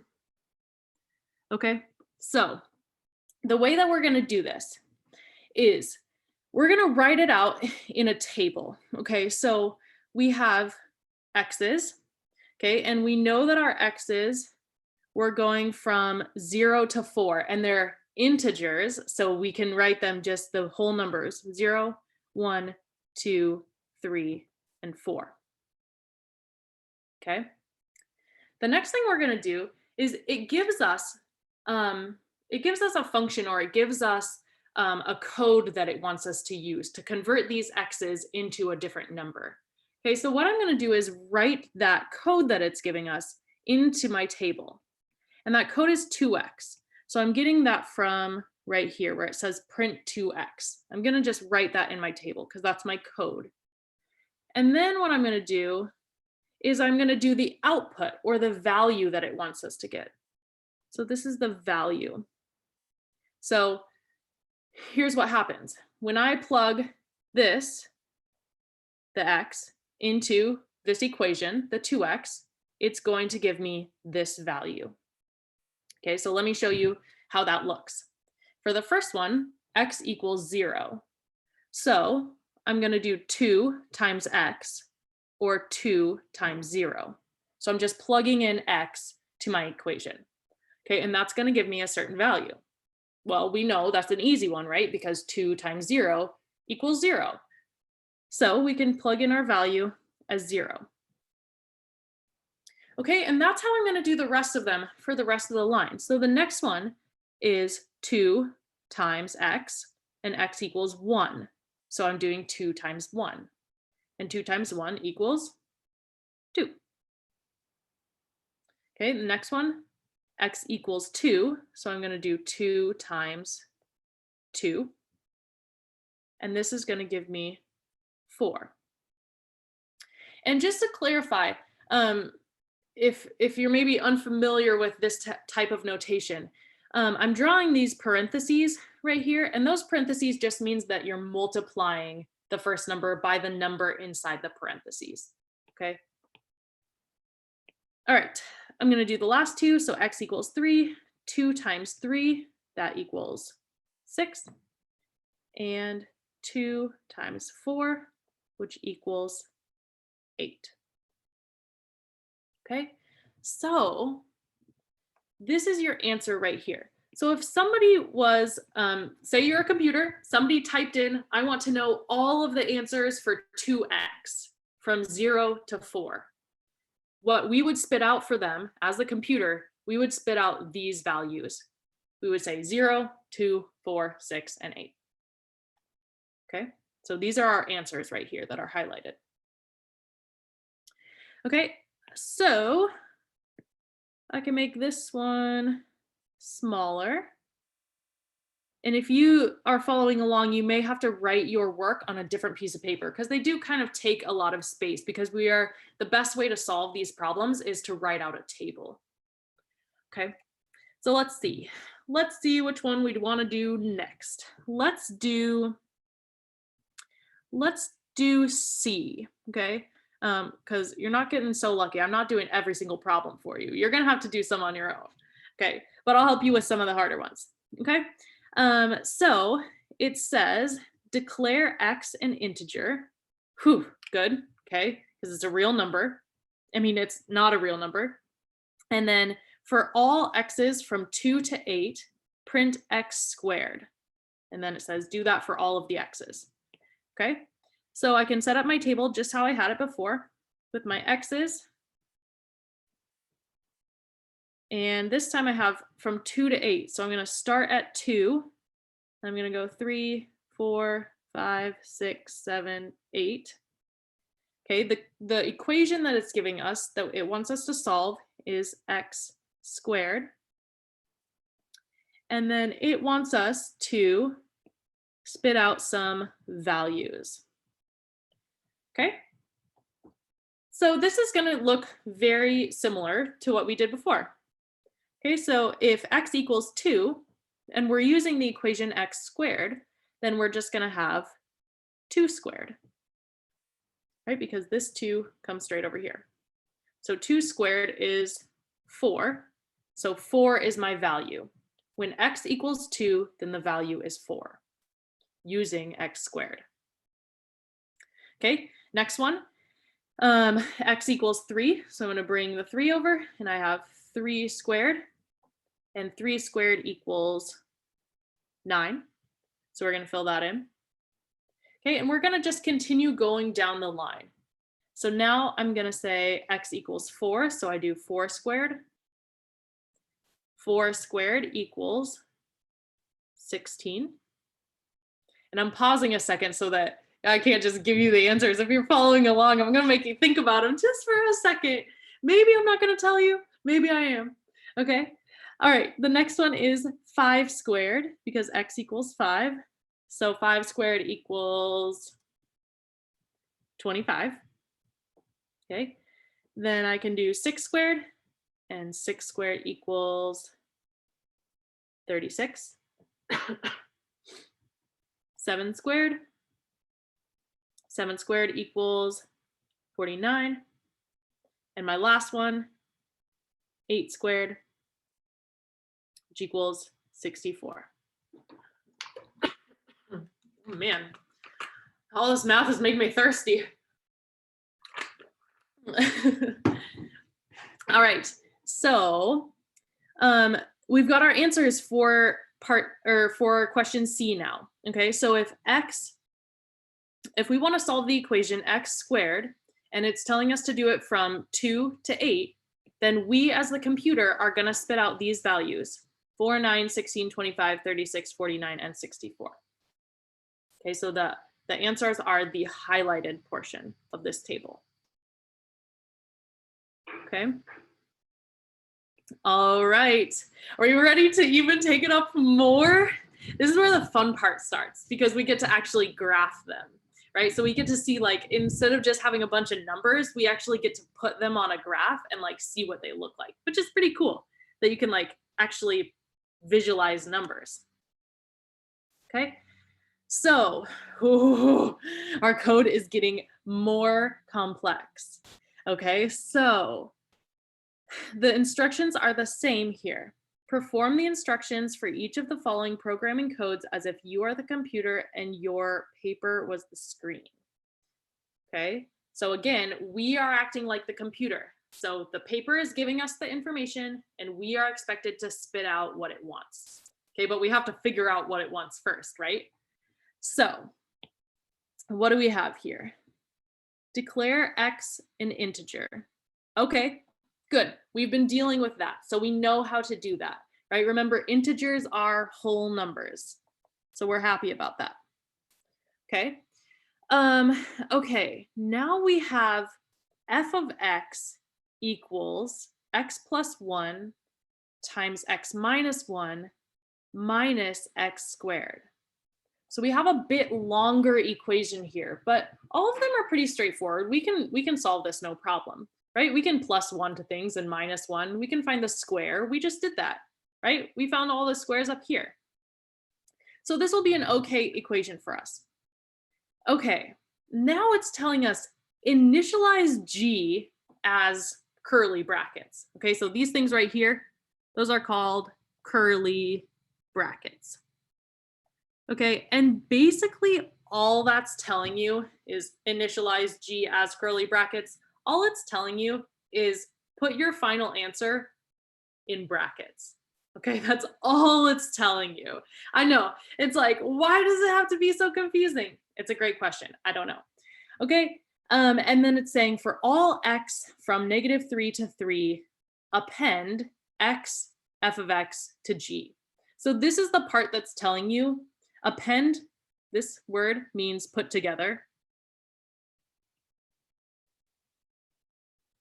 Okay, this is kind of like reading a different language, you know? It's like, it's all different words. So it's saying append x, append f of x, and when you put them together, you get g, right? G in the brackets. That's all it's telling you. And then this last part, it's telling you to plot g. But remember, g is just going to be a set of points. And we know how to do that. Okay, so we'll get to that. Okay, so our table is going to be a little bit bigger this time. So what it's going to look like is we're going to have our x's. And for this one, I'm actually going to leave myself a little bit more space to show my work. So if you're following along, really go get a different piece of paper, write this out on a different piece of paper, because this is going to take up the whole space. Okay, so I'm going -3 to 3. So I'm starting with -3. Okay, then I'm going to give myself some space. I'm going to do -2. Give myself some space, -1, give myself some space, and then I'm going to do 0. Okay, and I'm going to just stop there because I'm running out of room. But we can fill in the later ones later. Okay. Okay, the next thing I'm going to do is, just like I did above, I'm going to fill in the equation that it wants us to solve. So we have x plus 1, x minus 1, or times x minus 1 minus x squared. Okay, so this is where we're going to be doing the majority of our work. We're going to be doing it in these boxes right here. Okay, then we have to have two other things. So instead of value this time, what I'm going to write is f of x. Okay, and the reason why I'm writing this is, you notice that the equation is f of x equals x plus 1, x minus 1, minus x squared. Okay, what could you replace this f of x with? You could replace it with a y, right? We've seen that before, y equals x something, right? So this is the same thing. And you could also replace it with value. Okay, that word that we were using before. So if I solve this equation right here, what's the value that I get? Well, now we're just doing this fancy notation and we're calling it f of x. Okay, so f of x is pretty much the same thing as a value that you get when you solve the equation. Okay. Then what I'm going to do is I'm going to write g. And remember that g is simply two numbers inside of a bracket. Okay, so we have our first number, which is going to be our x, our second number, which is going to be our y. And these are the points that we're going to end up plotting. Okay, so let's start. So for x equals -3, we're going to plug it into our equation right here. So I'm going to do -3 plus 1, -3 minus 1, and then I have to do -3 squared. Okay, and I'll zoom in here. Okay, so let's just break it down, take it one by one. If we do -3 plus 1, we get -2. And then we can multiply that by -3 minus 1, which would be -4. And then we're going to subtract -3 squared. Okay, so if you have been watching my videos, you know that I like to harp on this every single time, that a negative number times a negative number equals a positive number. Okay, this is a really, really, really important rule. So when we do -3 squared, it's the same thing as -3 times -3, which is going to be +9. Okay, so I'm going to subtract +9. Okay, I'm going to erase this down here so it doesn't get in our way later. So now I can just break this down. I'm going to do -2 times -4. So what's that going to be? Negative times a negative is a positive. So it's going to be 8. And then we do 8 minus 9. Easy peasy. 8 minus 9 is negative 1. Okay. So then we're like, okay, time to append fx and f of x into g, right? So all that means is we're going to put the two numbers in the brackets. That's all it means. Okay. So here we go. We're going to do our x first. So negative 3. And then our y, or our f of x, is going to be negative 1. Okay. So now we have our first set of points. A lot of work, right? Yeah, but it gets easier. It gets easier when you get the hang of it. Okay, so this next one, I'm gonna, instead of doing x equals negative 3, I'm doing x equals negative 2. So I'm gonna start the whole process over, and I'm gonna do negative 2 plus 1 times negative 2 minus 1 minus negative 2 squared. Okay, so break it down again. Negative 2 plus 1 is negative 1. Negative 2 minus 1 is negative 3. So we are going to multiply those together. And then we're going to subtract negative 2 squared. And we know that negative 2 squared is the same as 2 squared because they're both going to equal positive 4. So we're going to subtract positive 4. Okay, so when we do this, negative 1 times negative 3, negative times a negative is a positive. So we got 3, and then we're going to minus 4. Easy peasy. 3 minus 4 is negative 1. Interesting. We're getting the same answer as above. Okay. So now we're going to append or put together the x and the f of x, and we're going to put them into G, the brackets. Okay, so now we have negative 2, because that's our x, and then negative 1, which is our f of x or our y. Okay, so now we have our next set of points. Okay, we're going on. Here we go. Okay, so our next one is going to be x equals negative 1. So we're doing negative 1 plus 1, negative 1 times negative 1 minus 1, and then minus negative 1 squared. Okay, so again, I'll do this first chunk. Negative 1 plus 1, we know that. Negative 1 plus 1 is 0. Love that. Then we have negative 1 minus 1, which is going to be negative 2. And then we are going to subtract negative 1 squared. And so when we have negative 1 times negative 1, we get 1. Okay, so negative 1 squared is just positive 1, so we will subtract 1. Okay, so when we do this, 0 times negative 2 is 0. Yay, because anything times 0 is 0. And I love that, and it's such a good rule and so easy. Okay, so 0, and then we are subtracting 1, so we're going to get negative 1. Interesting. Okay, so now we're going to append them together or put them together into G. So we have our x is negative 1, and we have our f of x or our y is negative 1. Okay, so in my brain right now that I'm seeing that these values, they've all been negative 1 so far. My brain should be saying, that's a pattern. I wonder if all of them are going to be negative 1, right? We've done 3 so far.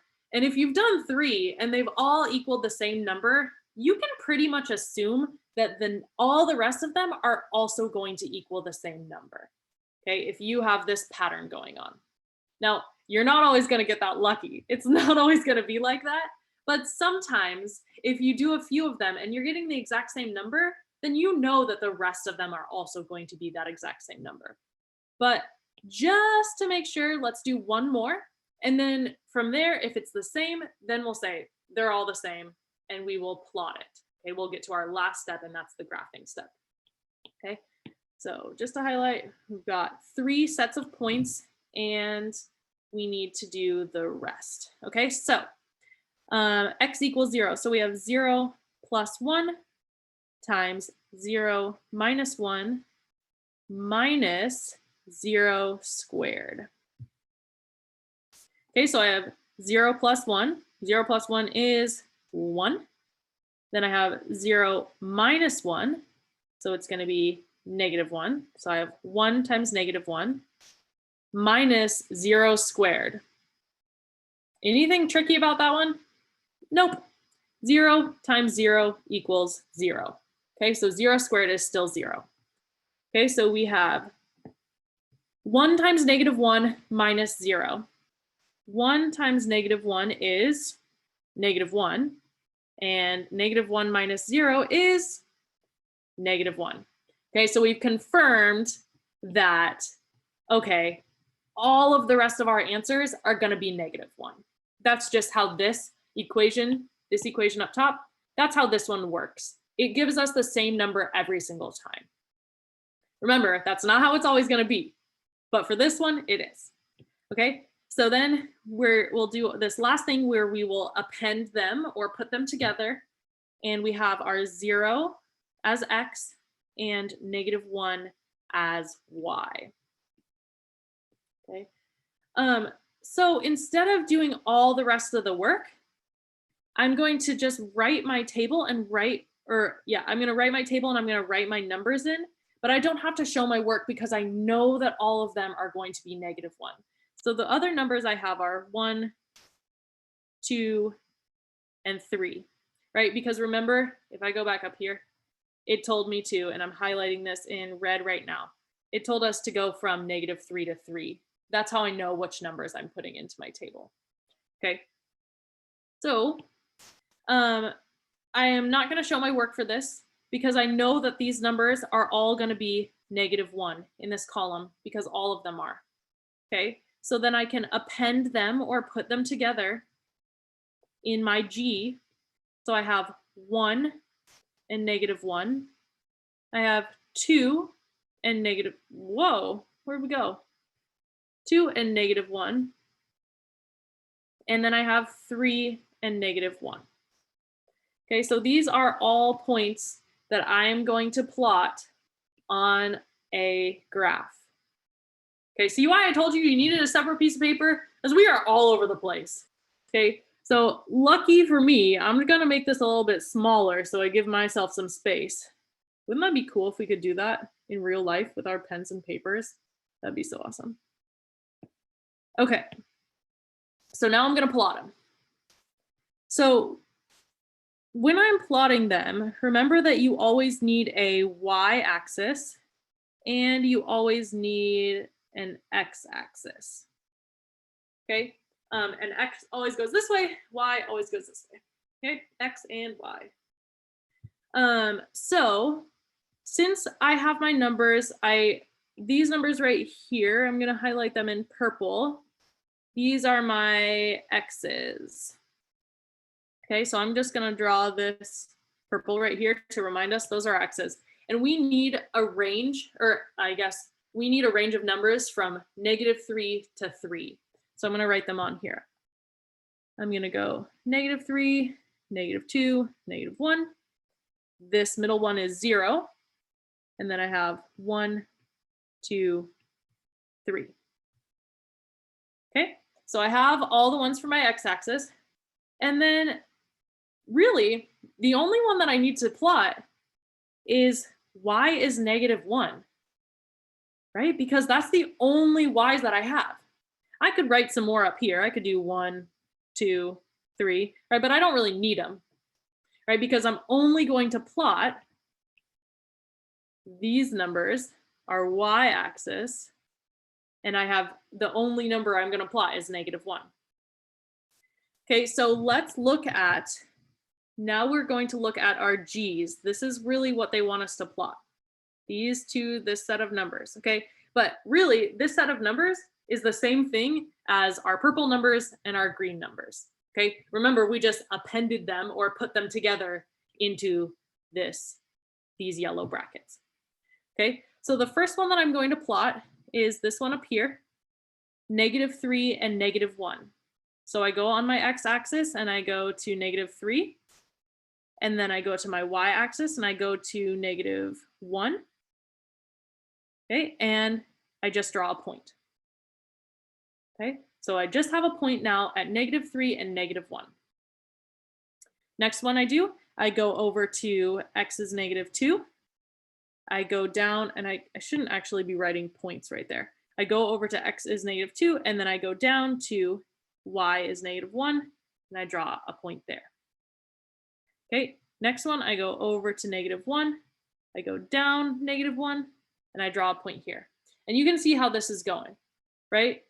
So I've plotted -2, -1, -1, -1, and now I'm on this one, 0, -1. So I go to x equals 0, and I go down to y is -1, and I draw a point.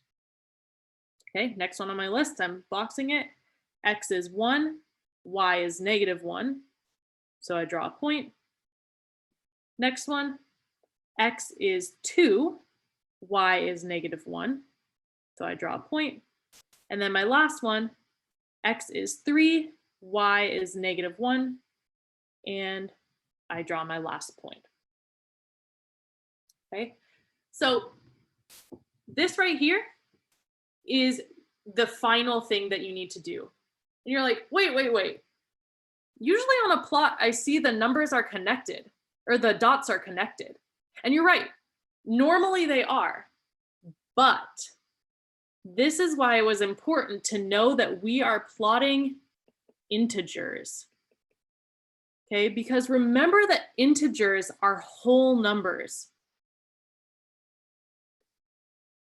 Okay, so -3 and -1, that's a whole number. But what if I drew a point right here? That would be -2.5. This point would be -2.5 and -1. Okay, but I can't have decimals. I can't have decimals because we're plotting integers. So this guy right here, that's gone. Okay, we can't plot that. So if we drew a line in between these like this, that would mean that we were representing every single point between those dots. But do we want to do that? No, we don't want to do that because we are plotting integers and not real numbers. Okay, so let's do an example of real numbers then, and we'll see that we can put them together. Okay, so what am I going to do with this? I am going to shrink it, I suppose. Shrink this. And then I will, whoops, what are we going, what's happening? And then I'll shrink this so I can still look at it later if I want, but it's not in the way. Okay, so we just did A. We're going to skip B because you can do this one. It's very, very similar to A. Okay, so you're going to set it up the same way because you are doing an integer and you're solving it. You're getting G in the brackets and then you're going to plot it. And you're not going to connect them because you are plotting an integer. So now let's go down here and do C. So C is now telling us, declare X is real. Wow, this is where it gets interesting, right? So lucky for us, there's a little cheat that we can do when we are making our table. And then we really only have to pay attention to this real part when we're plotting. Okay, so I know that I told you, like, if I told you to list out all the numbers, then we would have to do infinity numbers. Well, we don't actually have to do that, right? We can pick some numbers that we want to use and we can just use those. So I'll show you what that looks like. So this is telling us that the equation is x cubed, or x to the third. Okay, and then it said initialize G as brackets. Okay, so it's just saying set up your brackets, okay? And then it says, for all x's that are between -2 and +2, we're going to append x and f of x, and we're going to put them in our brackets. Okay, we're going to put them in G. Okay, so this, just to explain this a little bit, this is saying -2 x +2. So these little symbols right here are less than or equal to symbols. Greater than or equal to symbols. They are symbols that tell you something, and I'll explain it. So what this is telling you, -2, this symbol in x, this is telling you that x has to be greater than, which is this one, greater than, or equal to, which is the little line underneath, -2. Okay, so these just take some practice getting used to whether or not they're less than or equal to or greater than or equal to. And obviously we all mess up sometimes, but basically all this is telling you is you need to go from -2 to +2. Okay, that's all it's telling you. It's just trying to get fancy on us. It's trying to confuse us. Okay, so let's set up our table. So this time we have x, and we have our x's, and we don't need quite as much space because this is a little bit simpler of a equation. So we need from -2 to 2. So we're going to do -2, -1, 0, 1, and 2. Okay, and then we need our equation. So our equation is x cubed, or x to the third. Next column is going to be f of x. And remember, f of x in this case is just saying what's the value. If I plug in -2, what's the value of that in this equation? And then I am going to do g. And remember, g is just when I put it in the brackets. So I am setting up my brackets now. And then I'll just be able to fill them right in. Okay, so let's start.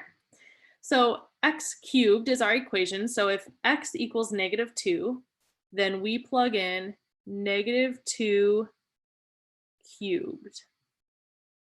Okay, so this is a bit of a wild ride here with our negatives. Because remember that I've been telling you that a negative times a negative equals a positive. Okay, we also have to remember that a positive times a negative equals a negative. So these two rules for us are going to be very, very important. Okay, so let me just show you what this one is going to look like. -2 cubed. -2 cubed.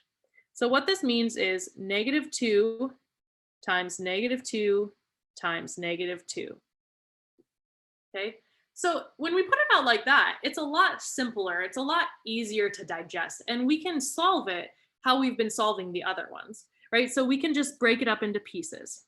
So this first part, -2 times -2, we can do that one. It's a negative times a negative. Okay, so a negative times a negative is a positive, and 2 times 2 is 4. So we get 4. Then we have 4 times -2. Okay, and we know that a positive times a negative equals a negative. So if we have 4 times -2, it's going to be a negative answer, and 4 times 2 is 8. So the answer is going to be -8. Okay, so this is a good little trick. If you ever have a negative number cubed, you know that you're multiplying it 3 times. And so it's always going to be negative because it's going to create a positive number times a negative, and it's going to end up being negative. Okay, so you can write it out like this, and that's totally fine. But once you get the hang of it, once you get that rule in your brain, it will help you solve them a lot quicker if you know that a negative number cubed is going to be a negative number. Okay, and that's always the rule. It will always be like that. Okay, so we have -8 that we are putting in for f of x. And so we can append them together and we can do -2 and -8. And remember that, I know I've said this before, but G is basically, it's just summarizing what we've done. It's just putting the numbers together. We really already have the answers, right? We have a -2 right here and we have a -8. All we're doing is putting them together so that they're easy to read. Okay, so that we can plot them later really easily. Because if we were a computer, we would want to give back the information in a way that the person who's looking at the computer could use it, right? So that's what we want to give them. Okay, so then our next one is -1. And so -1 cubed. Okay, this one is even, it's a little easier than that last one because what we have here is -1 cubed is going to be -1 times -1 times -1. Okay, so we know that -1 times -1 is going to be a positive number, and it's going to be a +1, and we're going to multiply that by a -1, so we get -1, right? Lots of ones up in here. Okay, so we just have a -1, so we'll put it in here. And then our G, we're going to put the two numbers together, append them together, and have -1 and -1. Okay, so then we have x equals 0. And oh, the other thing that's important to note here is that these numbers so far, they're not the same, right? So there's no cheating on our part this time. We can't just fill them all in with the same number like we did last time, because now they're different, right? So we actually, unfortunately, have to go through and do all of the work, right? So we have 0, and we're going to do 0 cubed. And so 0 cubed is just 0 times 0 times 0, which is just 0, right? So we have our points when we put them together, x equals 0, f of x equals 0. Okay, the next one, x equals 1. We have 1 cubed. So 1 cubed is just 1 times 1 times 1. Okay, and 1 times 1 times 1 is, 1. Okay, so we can fill that in as 1, x equals 1, and f of x equals 1. And then our last one, we have 2 to the third.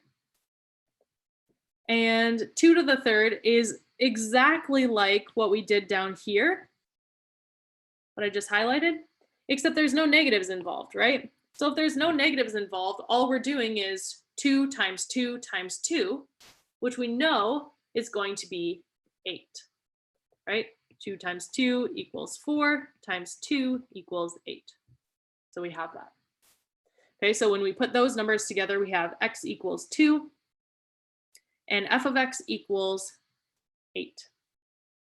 Okay, and you can see that we actually do have a pattern here as well, right? We have -8, +8, -1, +1, and then we have 0 in the middle, okay? Again, it's not always gonna be like that, right? But there is a pattern here that we can recognize, so it's good to recognize that. All right, so last thing we gotta do for this is plot it. So I'm just erasing some of this stuff so that I can give myself more space. And I'm going to shrink it down. I'm going to highlight the pairs that we are going to plot here. And then I'm going to make my axes. So remember that in this one up here, we only had to go to y is -1, and we had to go to x is 3 and -3. Now we have to make sure that we make our graph big enough that it's going to include all of our numbers. So the biggest number that I see here, if this is our x column and this is our y column, The biggest number I see in our X column is 2. Okay, so we don't need it to be a very wide graph. So I can make it like this. I can go, if this is 0, I've got 1, 2. And then in the opposite direction, I need it to go to -2. So I'm going to go -1, -2. But then for my y-axis, I have to go all the way to 8 and -8. Okay, so I'm going to actually make this, it's going to be kind of long and skinny like this. So I'm going to go 1, 2, 3, 4, 5, 6, 7, 8. And I'm going to count by 2s on my graph just so that I'm going to only write every other number so it doesn't get so cluttered. So I'm going to write 2, 4, 6, 8. Okay, know that this one is 7 right in here, but I just haven't labeled it because I don't want it to be too cluttered. Then I'm going to go in the opposite direction. 1, 2, 3, 4, 5, 6, 7, 8. But I'm only going to label every other one so it's not as cluttered. So -2, -4, -6, -8. Okay. All right. And now we plot them. So I'm going to plot them in red so we can keep track of them. So our first one that we are doing is -2, -8. So I go over to -2, which is here, and I go down to -8, which is here. And if they meet in the middle, -2, -8. Okay, the next one I'm going to do is -1, -1. So I go over here to -1. And remember, I labeled them every other, but we still know that this one right here is -1. So I go down to -1, -1, and I draw a dot. 0, 0, whew, that's an easy one. I go to 0, and I go to 0. So it's right here in the middle of my chart, of my graph.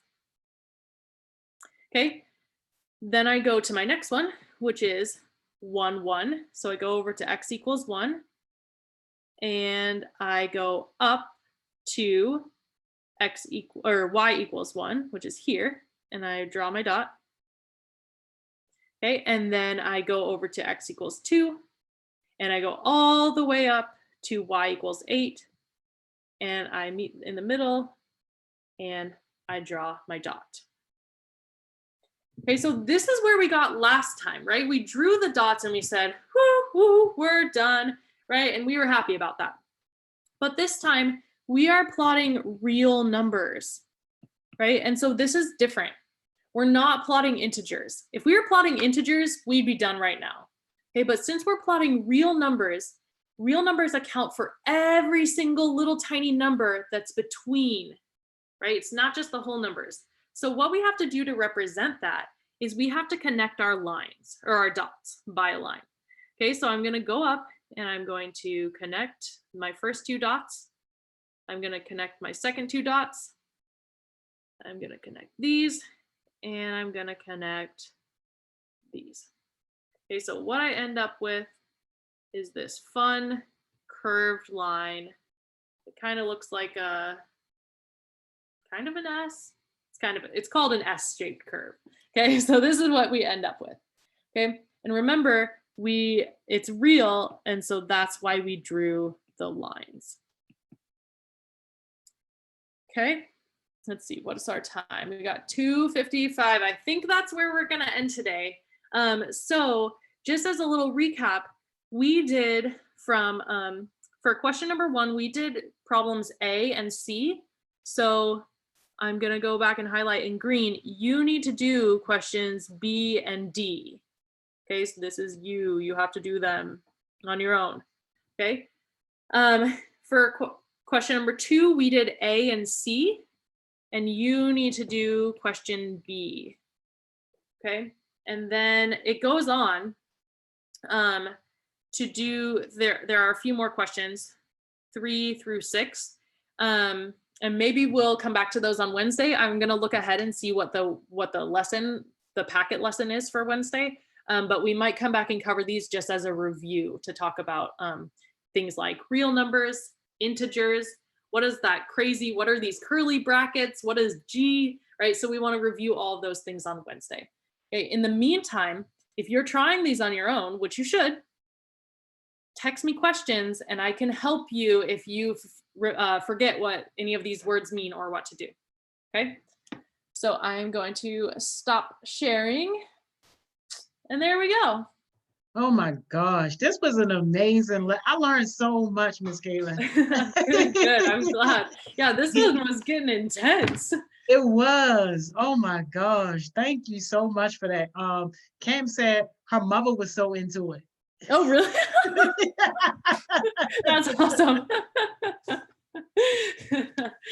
Cool. I'm glad. It's cool. Thank you so much. So we'll Yeah. see you back Wednesday. Wednesday, I'll be here. Wednesday, All we'll right, y'all. be here. Thank you, Yeah. Miss Kaitlyn. Thanks. Have a good one. Bye. Okay, you too. Yo, another awesome session wrapped up with Miss Kaitlyn. Man, yo, if y'all following this for the academic portion specifically, you will be on or above grade level messing with Miss Kaitlyn. Like, take advantage of this time that we got right now. Like, how many people are going through these packets that they giving y'all, like, step by step, and helping you to really understand the concepts. Like, this is great stuff.